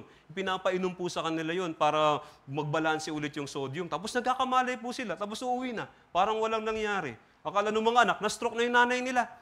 Yun pala naman, nagkulang lang sa sodium. So, ibig sabihin, mahalaga po ito dahil ito yung bumubuo sa katawan natin. Kapag nagkulang yan, magkakasakit yung katawan natin, po pwede tayong mamatay. So, totoo po yung Biblia. Awit 103, verse 14, basahin natin, sapagkat ang ating kalagayan ay kanyang nalalaman, naaalala niya na tayo'y, kaya nga kahit, alam nyo, kahit anong paganda, kahit anong paglalagay natin dyan sa katawan natin, yan ay alabok pa rin. Kaya pag namatay tayo, saan pupunta yung katawan natin? Siyempre, kung saan ang galing. Sa baba, Genesis 3 verse 19, ikaw ay alabok, at sa alabok ka babalik. Dahil yung katawan natin, kinuha po ng Diyos mula sa alabok. Totoo yun o hindi? Totoo. Pero hindi lang tayo katawang lupa. Hindi kagaya ng mga hayop, hindi kagaya ng mga halaman, tayo, meron tayong dinagdag na proseso para mabuhay tayo. Yung mga hayop po, katawan lang, buhay na sila. Katawang lupa lang, buhay na sila. Pero pagdating sa tao, sabi dito, dinagdagan ng Diyos. Sabi diyan, hiningahan ang mga butas ng kanyang ilong ng hininga ng buhay at ang tao ay naging buhay na kaluluwa. So ang tao ay hindi buhay hanggat wala po itong hininga ng buhay na nanggagaling sa Diyos. Ano ito? Sabi sa Genesis 1:27, kaya't nilalang ng Diyos ang tao ayon sa kanyang sariling larawan. Ayon sa larawan ng Diyos siya nilalang. So ang Diyos po ay Espiritu. Ano yung sinabing nilalang? Ayon sa larawan ng Diyos. Nung nilalang po ng Diyos yung unang tao, si Adan at si Eva, inilagay ng Diyos sa kanila yung Espiritu na galing sa Diyos. Kaya yung tao ay mga espiritual na nilalang. Hindi lang po tayo katawang lupa. Sabi dito sa unang Thessalonica 5:23, yung tao may espiritu at kaluluwa at katawan. Ito yung katawan po natin. Nagnanasa po ito ng pagkain, ng pahinga. Yan. Nung kaligayahan, naghahanap po yung katawan natin yan. Meron po tayo din tinatawag na kaluluwa. Ito po yung dahilan kung bakit gusto nating matuto, gusto nating mag-aral, at meron din tayong emosyon. Yung mga hayop, meron yan. Okay? Pero tayo lang mga tao ang merong espiritu. Yung ibang mga tao, hindi sila naniniwala sa espiritu. Sabi nila, tayo daw ay katawang lupa lang. Kaya anong ginagawa nila? Nabubuhay sila na puro lang katawang lupa yung pinagtutuunan ng pansin. Wala silang pakialam tungkol sa kabilang buhay. Kasi iniisip nila na matatapos ang lahat sa araw na bitawan nila yung kanilang huling hininga. Kaya hindi nila pinaghahandaan yung kabilang buhay. Pero kung totoo yung sinasabi nila, bakit kapag namamatay yung tao, yung lapida may nakalagay na RIP? Kung tapos na pala, kung matatapos po pala ang lahat sa kamatayan, bakit meron tayong likas na takot sa kamatayan? Hindi ba? Kung sa kamatayan lang matatapos ang lahat, so hindi po. Meron tayong espiritu. Kaya nga tayong mga tao, dahil sa espiritu, may mga katangian tayo na wala sa mga hayop. So una na dito, yung konsensya. Tayong mga tao may konsensya. Yung mga hayop, may konsensya o wala? Diba yung alaga mong aso, kunyari, nginat-ngat yung tsinelas mo, hindi mo pa masyado nagagamit, nginat-ngat na niya. Kinabukasan, parang walang nangyari, di ba? Sabi ng ibang mga pet owners ay, itong alaga ko, walang konsensya ito. Totoo po yun, wala talaga silang konsensya. Mamimerwisyo yan, tapos hindi yan mahihiya sa iyo. Kasi wala po silang konsensya. Pero pag kayong tao, nakagawa ng hindi maganda sa iyo, makakatingin ng diretso sa mata mo? Kapag yung kaibigan mo may ginawang mali, makakatingin ng diretso sa iyo? Hindi, di ba? Bakit? Kasi meron tayong konsensya. Alam natin yun kung meron tayong ginawang mali.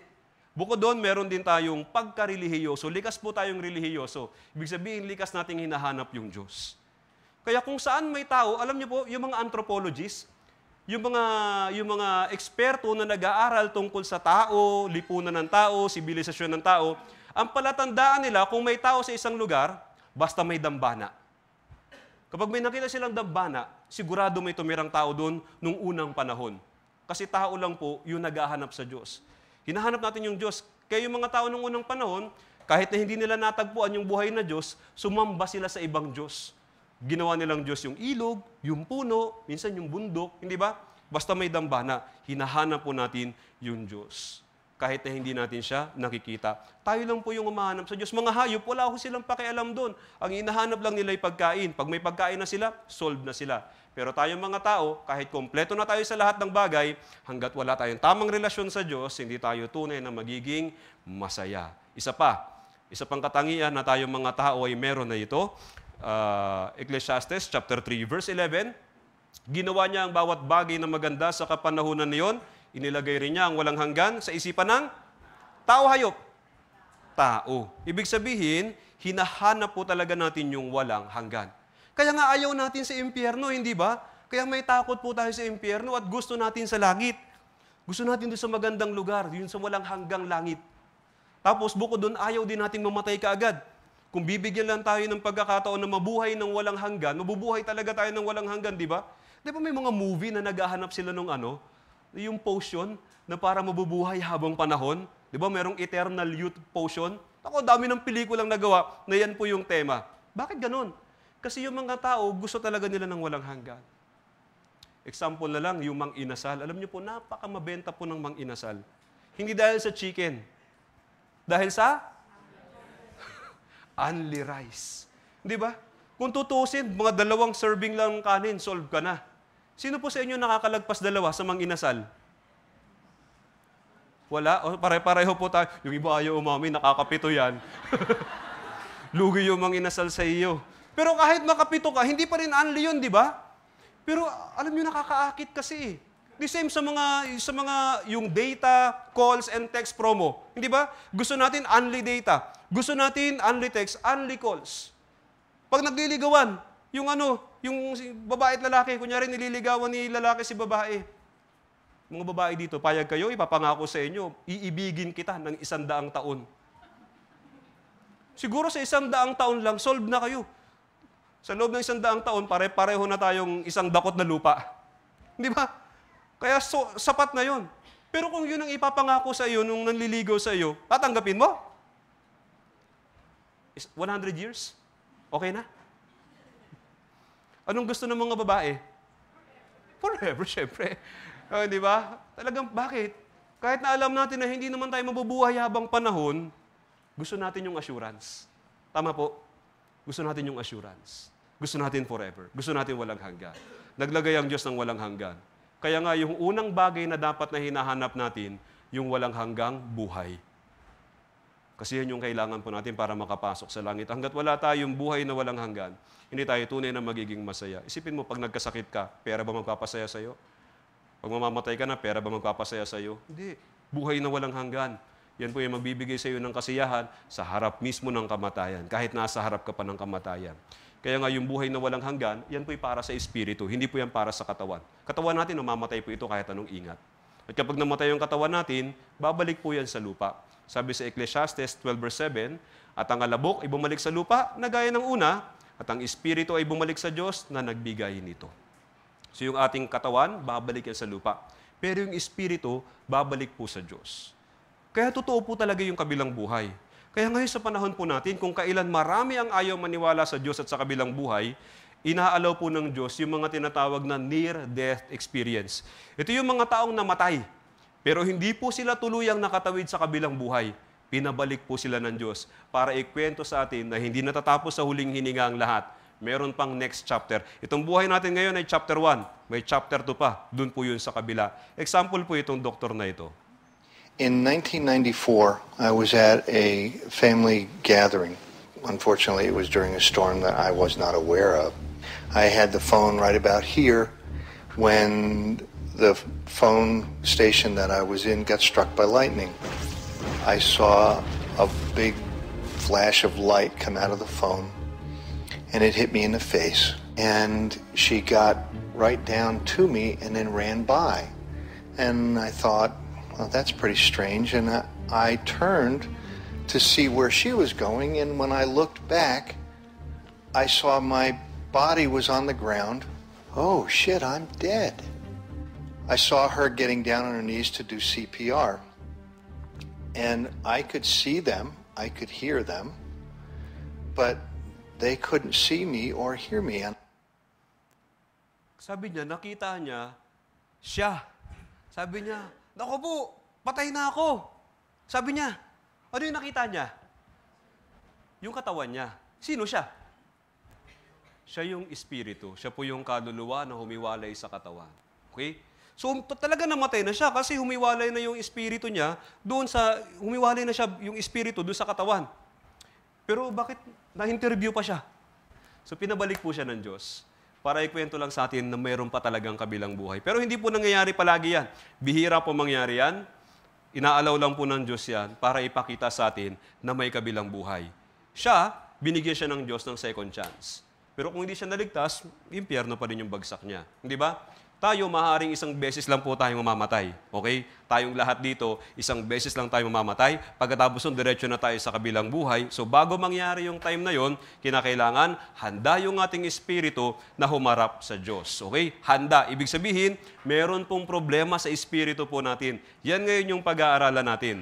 Dito po, pagkatapos na likhain ng Diyos yung unang tao, si Adan at si Eva, sabi sa Genesis 2 verse 8, naglagay ang Panginoong Diyos ng isang halamanan sa silangan ng Eden at inilagay niya roon ang taong kanyang nilalang. Pinatira ng Diyos si Adan at si Eva doon sa halamanan ng Eden. Narinig niyo na po yan? Garden of Eden. Sa palagay niyo po, totoo yan o hindi? Nakita niyo na? Hindi pa.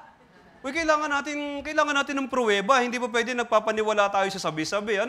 Kailangan nating hanapin. Anyway, ang gagawin po natin ngayon, pag-aaralan po natin yung nangyari sa kasaysayan ng tao. Dito po nagsimula kasi yung kasaysayan ng tao. Ano yung nangyari ayon sa Bible? Totoo ba talaga? Tapos next, ano yung lesson? O tingnan muna natin ano po yung nangyari doon. Genesis chapter 2, verse 16 hanggang 17. Basahin natin. At iniutos ng Panginoong Diyos sa lalaki na sinabi, malaya kang makakakain mo sa lahat ng punong kahoy sa halamanan.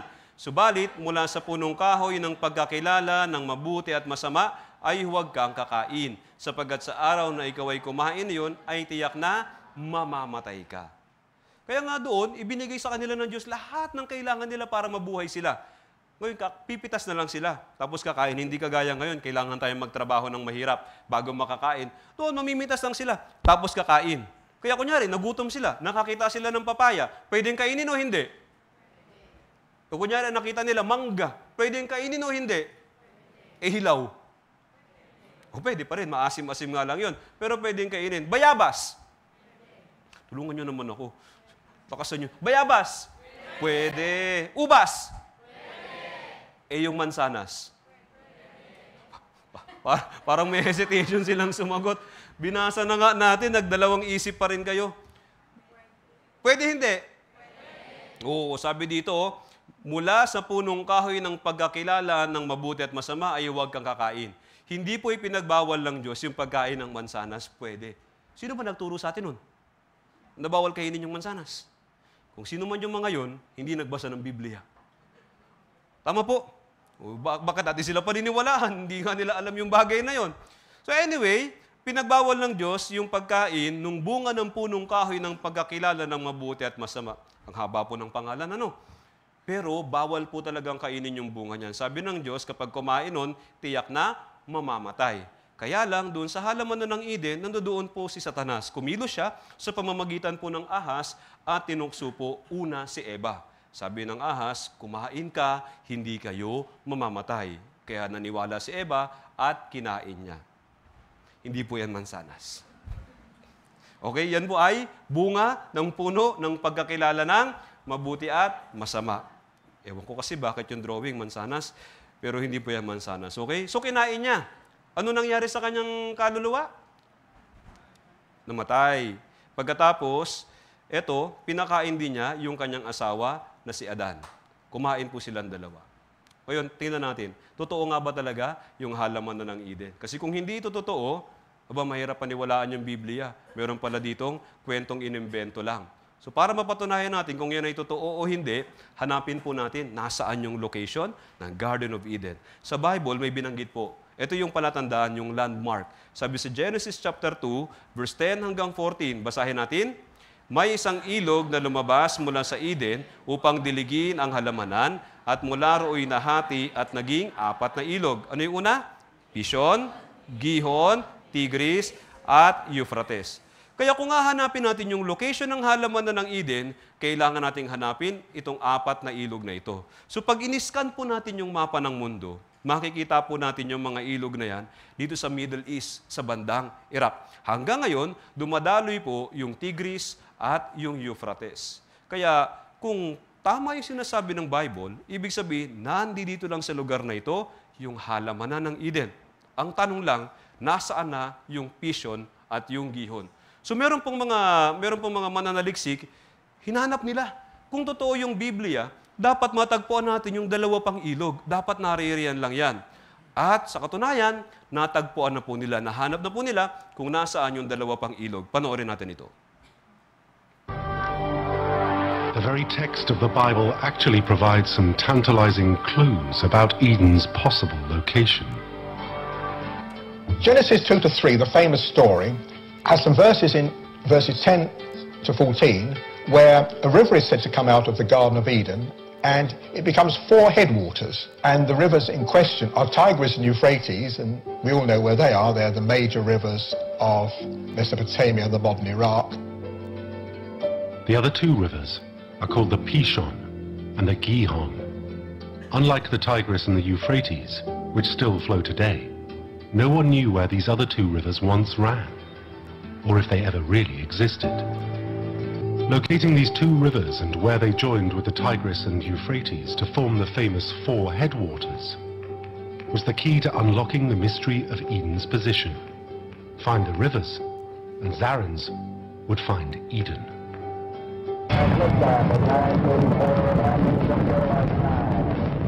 About the time that Zarans was in the thick of his quest, a revolutionary new technology came online. Satellite imagery. NASA had recently launched Landsat, a satellite designed to photograph the planet in its entirety for the first time. Today, this kind of imagery is commonplace, but in the 1980s, it was revolutionary. A careful study of the images revealed a shocking revelation. A river, or more specifically, a dry channel snaking through eastern Saudi Arabia. it clearly marked where a river would once have flowed.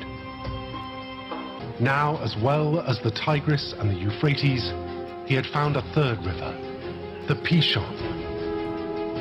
The river originates in northwest Saudi Arabia. It's called the Arima, and it has multiple branches, and it comes down, it comes around a little bit, then it starts swinging north, and now the Arabs call it the Wadi Button, belly button river, and it comes around and it makes a huge delta by Kuwait. Then they said, oh, the Gihon, it comes out of the land of Kush. And they go, well, now, he was explaining to you that Kush is another word for Iran. See? You have to know that. As it happens, there is a major river that still flows out of the Zagros Mountains, the land of Kush. Today, it is called the Karun. The Karun River, which comes out of Iran, is still there, still carries water, comes out of the Zagros. Until it was dammed in the 1970s, it too connected with the Tigris and the Euphrates, at the exact place where the newly discovered Pishon also joins. These rivers form the so-called four headwaters that flowed southward to form one great river. Zarins believed this was the location of the Garden of Eden. Kaya natagpuan na po yung Pishon at yung Gihon. So totoo talaga yung binabanggit ng Biblia tungkol sa halaman na ng Eden. Kasi naririyan yung Tigris at saka yung Euphrates, natagpuan na rin po yung Pishon at saka yung Gihon. Kaya lang, baka bukas po wala yung iba sa inyo dito. Tapos malaman-laman namin, nagpunta ng Iraq. Hinahanap yung paraiso. Wag na po. Kasi hindi nyo po makikita yung paraiso na binabanggit sa Biblia, yung halaman na ng Eden, hindi nyo makikita yun doon sa lupain ng Iraq. Alam nyo po kung bakit? Sabi dito, sa Ezekiel chapter 31, verse 16 hanggang 18, babasahin ko, aking yayanigin ang mga bansa sa ugong ng kanyang pagkabuwal. Aking iahagi siya sa Sheol na kasama ng nagsibaba sa hukay. At ang lahat ng punong kahoy sa Eden, ang pili at pinakamahusin ng Lebanon, lahat na nagsisiinom ng tubig ay maaaliw sa pinakamalalim na bahagi ng lupa. So bukas po, bumalik po kayo para sa second session.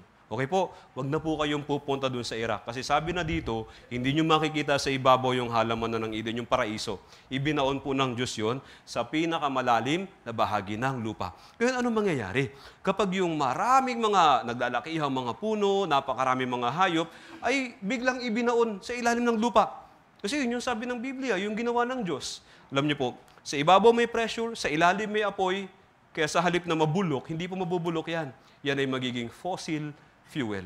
Kaya doon po, itong lugar na ito, tinatawag po itong Persian Gulf. 70-78% ng produktong petrolyo ng buong mundo ay dyan po kinukuha. Yan po'y galing sa kayamanan, yung kasaganaan ng halaman na ng Eden na ibinaon ng Diyos sa ilalim ng lupa. So yung halaman na ng Eden, totoo o hindi? Totoo. Saan matatagpuan? Siyempre sa Middle East, sa bandang Iraq, pero hindi sa ibabaw, okay? Ibinaon po yun ng Diyos sa ilalim ng lupa. So totoo yung sinasabi ng Biblia ngayon. Ano yung aral? Ano yung meron doon? Bakit nakalagay yung kwento na yon dito po sa Biblia at bakit natin pinag-aaralan? Doon sa halaman na ng Eden, unang ipinakita po ng Diyos yung tungkol sa kasalanan at kabayaran ng kasalanan. Sabi ng Diyos sa kanilang mag-asawa, sapagkat sa araw na ikaw ay kumain niyon, ito po yung kasalanan, yung pagkain, ay tiyak na mamamatay ka. May kabayaran. Tayo kasi mga tao, nag-iisip tayo na kahit gumagawa tayo ng kasalanan, palalampasin lang tayo ng Diyos. Di ba? Pero hindi po. Yung Diyos po'y matuwid. May kabayaran po yung kasalanan. Kaya ano po yung kabayaran? Mamamatay ka. Kinain nila yung bawal na bunga. Namatay sila, hindi. Pag pinag-usapan yung kamatayan, ang alam natin, kamatayan ng katawan. Yung physical na kamatayan. Como ito yung nakikita ng mata natin. Hindi ba? Pero yung Diyos po ay Espiritu, tandaan natin. Yung Diyos ay Espiritu at nung nilikha ng Diyos si Adan, nasa kanya yung Espiritu ng Diyos. Kausap ng Diyos si Adan mismo, hindi yung katawan ni Adan, si Adan mismo. Okay? Tayo po yung Espiritu na galing sa Diyos. Hindi po itong katawan na ito. Ito braso ko. Pero hindi ako ito. Ito katawan ko. Hindi ako ito. Ako ay yung Espiritong galing sa Diyos. Ikaw din po yung Espiritong galing sa Diyos. Hindi ikaw yung katawan na yan. Okay? Kaya kunyari, na-aksidente ka, naputulan ka ng bahagi ng katawan mo, yung pagkatao mo, hindi nababawasan yung halaga. Kasi ito'y katawan lang. Ikaw yung espiritong galing sa Diyos, mahalaga ka pa rin sa harapan po ng Diyos. Yung iyong kaluluwa ay napakahalaga sa paningin ng Diyos. Diyan po nakatingin yung Diyos. Doon sa usapan ng Diyos at ni Adan, ang kausap ng Diyos, si Adan mismo, yung espiritu. Kaya nung sabihin ng Diyos, mamamatay ka, ano po yung tinutukoy ng Diyos na mamamatay? Yung katawan ni Adan? O si Adan mismo, yung espiritu? Yung espiritu po. Spiritual na kamatayan po yung nangyari sa kanila. Dito po sa Ezekiel 18 verse 4, ang kaluluwang nagkakasala ay mamamatay. Ito po yung nangyari kina Adan at Eva lang. Paano naman sa atin? Nung ipinanganak tayo sa mundo, tayo po ay mga makasalanan na. Kaya ibig sabihin, nung ipinanganak tayo sa mundo, tayo ay mga patay na espiritu sa harapan po ng Diyos. Yun yung problema po natin na hindi natin alam. Ano po naging dahilan? Nung kamatayan ng espiritu, kasalanan. Ilang kasalanan po dun sa Garden of Eden? Isa lang. Isa lang. Yun po yung consequence nun, kamatayang espiritual yun nangyari sa kanila. Kaya tayo lahat dito ay ipinanganak ng mga patay na espiritu. Oo, buhay yung katawan mo hanggat nandiyan dyan sa loob, yung espiritong patay sa harapan ng Diyos. Ibig sabihin po ng kamatayan ng espiritu, ito po yung pagkaputol ng relasyon sa Diyos. Pagkahiwalay sa Diyos, hiwalay po tayo sa Diyos. Kung hiwalay ka sa Diyos dito sa lupa, i-expect mo ba na sa kabilang buhay makakapiling ka ng Diyos sa kaharian niya sa langit? Natural, hindi. Kaya habang nandito pa tayo sa lupa, dapat nating maayos yung problema na yun. Ang punot dulo ay kasalanan. Kailangan ma-solve natin yung problema sa kasalanan. Kaya nga kanina, di ba, isa sa requirements para makapasok ka sa langit, wala ka dapat kasalanan, maski na isa. Kaya hanggat may kasalanan ka maski na isa, bawal ka sa langit. Kailangan ma-solve po natin yan. Okay? Kapag yung kasalanan na yan ay napatawad na lahat, nalinis na lahat, mabubuhay yung iyong kaluluwa, yung iyong espiritu. Yan po yung tinatawag na born again. Sabi ni Jesus dito sa Juan chapter 3, verse 3, basahin natin, sumagot sa kanya si Jesus, katotohanang sinasabi ko sa iyo, maliban ng isang tao ay ipanganak na muli, hindi niya makikita ang kaharian ng Diyos. Kapag yung tao daw ay isa lang ang birthday, hindi niya makikita yung kaharian ng Diyos.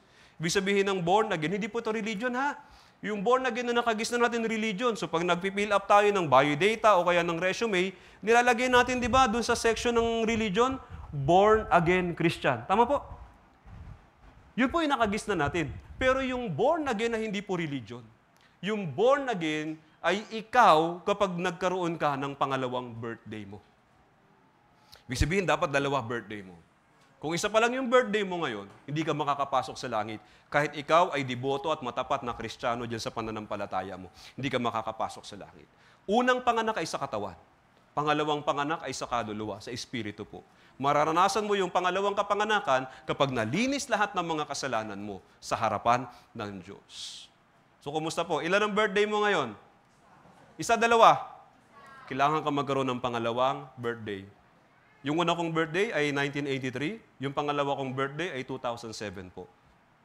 Kailangan ninyong maranasan yun. Kaya nga nag-aaral po tayo dito. So, hindi tayo magpapalit ng religion, ha? Kung ano yung relihiyon mo ngayon, bahala ka dyan, problema mo yan. Pero kailangan kang maipanganak na muli. You must be born again. Hindi po yan religion. Ikaw yan. Kapag nagkaroon ka ng pangalawang kapanganakan. Pag na-solve yung problema mo sa kasalanan. Kaya nandiyan po yung kwento ng Garden of Eden sa Biblia. Hindi natin yung pag-aaralan kung wala namang kinalaman sa atin eh. Pero ang sinasabi po niyan sa atin, meron tayong problema. Yung totoong problema. Ang totoong problema natin, hindi ho pera. Kasalanan. Yan ang totoong problema natin. Yung pera, pag namatay ka, hindi mo na problema yan. Yung pera palalapit sa iyo, abuloy nga lang po yung tawag doon. Yung pagkain, hindi mo rin problema yung pagkain. Sa totoo lang, may biskwit, may kape, may sopas pa dyan. Ewan ko ba, minsan parang insulto na rin sa patay. May pansit pa. Long life, patay na. Pamilya, hindi mo pa problemahin yung pamilya mo. Magpupuntahan sila lahat sa iyo sa lamay mo kapag namatay ka na. Pero yung kasalanan mo, bit mo yan hanggang kabilang buhay. Yung kasalanan ay nagmamantsa sa kaluluwa, sa espiritu. Kailangan kang malinisan mula sa lahat ng mga kasalanan mo. Kaya nandiyan po yung kwento ng Garden of Eden. So malino na po. Anong totoong problema natin? Tayo ay patay sa espiritu dahil sa kasalanan. Kaya nga, ang purpose natin, ma-born again para magkaroon yung ating espiritu ng buhay. Yung buhay ng espiritu, yan po yung buhay na walang hanggan. Kaya yan po yung inuutos ng Diyos, okay? So ito na, balikan natin yung kwento. Nagkasala sila, pinalaya sila. Genesis 3:23, basahin natin. Kaya't pinalaya siya ng Panginoong Diyos sa halamanan ng Eden upang kanyang bungkalin ang lupang pinagkunan sa kanya. At ito na yung simula ng miserableng buhay ng makasalanan. Kaya kahit anong pagpapagod natin sa mundo, hindi talaga tayo tunay na magiging masaya. Dahil po yan sa kasalanan. Tingnan niyo po dito, Awit 90 verse 10, babasahin ko, ang mga taon ng aming buhay ay 70 taon, o kung malakas kami ay 80 taon. Ngunit ang mga ito ay hirap at kaguluhan lamang. Ang mga ito ay madaling lumipas at kami ay nawawala. Yung buhay natin, ito yung summary ng buhay natin bilang makasalanan, ito, hirap at kaguluhan. Hindi na mahalaga yung haba, kung 70, 80 o 30 eh. Pero yung summary ng bawat araw natin, ito po, hirap at kaguluhan. Tama po? Kaya kung susuriin niyo yung buhay natin, kailan ba talaga tayo tunay na naging masaya? Example, sa mga nagtatrabaho dito, di ba kunyari, kinsenas katapusan yung sweldo mo. Di ba kunyari, 13 na, excited ka na niyan, kinikilig-kilig ka na niyan. Ini-imagine mo na yung susweldohin mo, di ba? Pero kapag nahawakan mo na yung sweldo mo, ilang araw ka masaya? Maswerte na kung umabot pa ng bukas yung kaligayahan mo. Tama po. Yung pera po ay tinutubuan ng pakpak yan. Ay, iwan ko ba? Ba't yung disenyo ng 1,000 ngayon, para namang insulto na rin sa atin? No? May pakpak talaga. Agila. Kaya ngayon yung 1,000, pag nabaryahan ka, ubus ka. Totoo po, yun yung tani ng 1,000 pag nabaryahan, ubus yan. Ang bilis pong lumipas. Kaya yung sweldo mo, tutubuan ng pakpak yan. Meralco, PLDT, Maynila, magliliparan po lahat yan. Home credit, gasto sa mga bata, upa sa bahay, upa sa tindahan. Hanggang pag nagliparan na lahat ng dapat lumipad, ano na lang yung matitira? Ano po? Ito po yung matitira. Ay. Ito, basahin natin dito sa Awit 90 verse 9. Sapagkat sa ilalim ng iyong puot, lahat ng aming araw ay lumilipas na gaya ng buntong hininga. Ang aming mga taon ay nagwawakas. Yun na lang, di ba? Buntong hininga ka. Bakit? Ubus na. Imaginin mo, 15, ubus na. 16, magpapagod ka na naman hanggang sa susunod na 15. Tapos isang araw mo lang pakikinabangan yun. Kayo mga nagkatrabaho dito, napapaisip din tayo, di ba? Hanggang kailan to? Ito na ba talaga yung buhay ko? Para ba talaga dito? Nilikha ako ng Diyos, binuhay ako ng Diyos. Kaya yung iba gusto nilang tumakas, nagpapakamatay na lang sila. Pero hindi po patiwakal ang tamang paraan. Hindi po. Okay? Kailangan kang maligtas. Huwag kang mabuhay para dyan. Hindi yan ang purpose ng buhay mo. Yung mga nanay naman, maghapong nagsaway sa mga anak. Yung mga lola naman, nagsaway pa sa apo. Pagkatapos pag-uwi ng asawa, lasing pa. Wala nang binigyan na sweldo, tapos lasing pa. Gusto mo nang sakalin, hindi mo rin naman magawa. Gawa ng... Siyempre, mahal mo yung mga bata. Di ba? Kaya matutulog ka katabi ng lasing na asawa mo. Dami nakarelate, oh. Tapos ano po yung buntong hininga? Bukas pagising ko, sila na naman yung kasama ko. Di ba? Ibang mga nanay, nilalayasan na lang yung pamilya nila. Hindi naman tama din yun. Okay? Hindi naman tama yun. Kailangan kang maligtas. Okay po? Kailangan kang maligtas at pagkatapos ay mabuhay ka sa tulong at biyaya ng Diyos. Huwag mong iwanan niya ang pamilya mo, okay? Yung mga kabataan din, yung mga nag-aaral dito, pag nagsabay-sabay ng exam, di ba? Recitation, mga project, pag nagsabay-sabay na lahat yan, di mo na alam kung anong uunahin. Di ba, bago kayo matulog, buntong hininga din. Kasi pagkatapos ito, aral na naman. Pag-graduate, ang saya ng graduation, di ba? Magka-college ka pa, uy.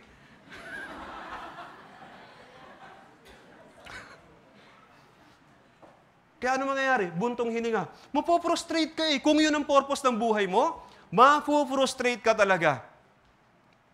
Ngayon, sinasabi po sa atin na hindi yan ang purpose ng buhay natin. Okay? Kapag dyan mo inubos yung buhay mo, magiging napaka-miserable mo. Kasi magtagumpay ka man, hindi mo din pakikinabangan yan eh. Sa huling araw mo sa mundo, marirealize mo ito. Awit 49 verse 10, basahin natin. Oo, makikita niya na maging mga pantas ay namamatay. Ang mangmang at ang hangal ay dapat parehong mamatay at ang kanilang kayamanan sa iba iiwan. Yes, nagpakagaling ka, nagpakadalubhasa ka, talagang nagtagumpay ka. Ano naman? Sa harapan ng kamatayan, wala tayong madadala. Iiwan po natin lahat yan. Meron pong umiiral na tuntunin sa atin po.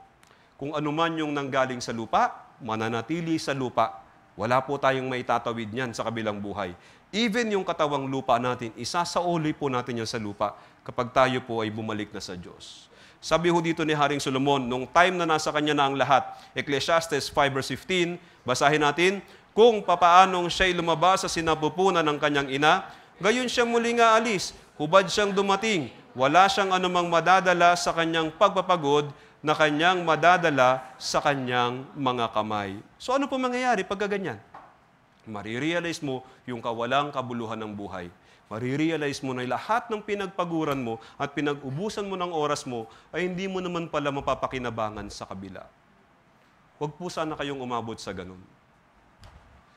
Kaya nga dito, sinabi na dito, madaling lumipas at kami ay nawawala. Yes, maghihirap at magkakagulo. Anong dulo? Mawawala. Mamamatay. Yun po yung problema. Kaya baka bukas meron pong hindi babalik dito kasi magkakaroon kayo ng, sa loob ng hinaba-habang panahon, yung nangutang sa'yo, bukas pa magte-text, Mars, naalala mo yung utang ko sa'yo? Babayaran na kita. Mag-meet tayo, 7:00 ng gabi. Totoo po. Totoo. Gagamitin po talaga ni Satanas lahat ng paraan para perwisyuhin po kayo.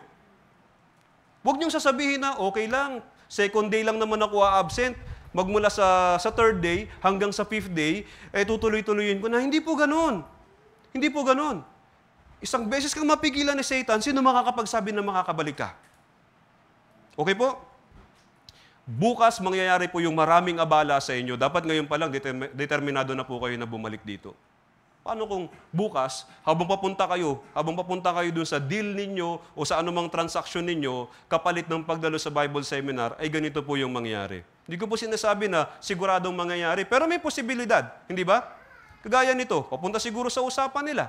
Okay, kikita ako, may pambayad na kami sa upa, may pambayad na sa mga utang, magiging maayos na yung buhay namin. Alam ba niya na mamamatay siya?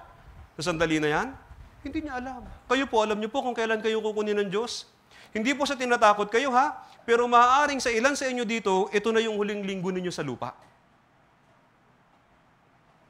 Nakaranas po kami ng ganyan. During Bible seminar, namatay. Sa panahon po ng Bible seminar, namatay po. Yung in-invite, naka-attend ng ilang araw, tapos hindi nagpatuloy, namatay. Nangako na attend, pero hindi nagpakita, namatay. Pero kung sakali man na talagang ngayong linggo na kayo kukunin ng Diyos, pero kung sa puso po ninyo may nagnanais talaga kayo na maligtas, na magkaroon muna ng buhay na walang hanggan, naniniwala po kami na tutulungan kayo at iingatan ng Diyos. Pero kung wala naman talaga kayong pagnanais na maligtas, wala talaga kayong pakialam sa kaluluwa at sa kabilang buhay, ay kukunin ka na ng Diyos sa araw na dapat ka nang kunin. Kasi bakit ka pa niya patatagalin? Hindi ba? Kaya maging matalino ho kayo. Huwag ninyong sayangin itong tsansa na ito. Ito po yung tsansa na ibinibigay sa inyo ng Diyos. Pagkatapos po ng kamatayan, okay lang sana kung pagkatapos ng kamatayan, wala ka na totally wala na. Hindi po Sabi ho dito, sa Hebreo 9:27, basahin natin, yamang itinakda sa mga tao ang mamatay ng minsan at pagkatapos nito ay yun po yung problema, may paghuhukom. Ano pong mangyayari dyan sa hukuman ng Diyos? Hahatulan tayo ng Diyos sa lahat ng mga pagkakasala natin. Ang pinakamalaking atraso po natin sa Diyos ay ito, yung pagbaliwala doon sa tsansa na ibinigay ng Diyos sa inyo na maligtas. Yun po yung magiging pinakamalaking atraso ninyo. Hindi nyo pwedeng sabihin kapag nandoon na kayo sa hukuman ng Diyos ay, Lord, ba't mo ko hahatulan? Nagpakabait naman po ako. Nag-isimba naman po ako palagi.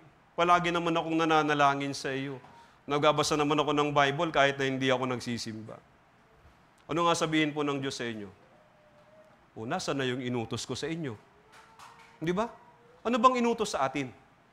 Yun yung dapat na mahanap natin. Buhay na walang hanggan. Kahit pala simba ka, kahit mabait ka, kahit matulungin ka, asan yung buhay na walang hanggan? Hahanapin po ng Diyos sa inyo yun. Kaya pakiusap, bago kayo humarap sa Diyos, dapat hawak po ninyo yung inutos ng Diyos sa inyo. Nasa inyo po yung buhay na walang hanggan. Huling talata natin ngayong gabi, ito po ay isang utos, ito din ay isang paalala, ito din ay isang pakiusap, at ito din ay isang warning sa ating lahat. Basahin natin ng sabay, Amos 4 verse 12, humanda ka sa pagsalubong sa iyong Diyos.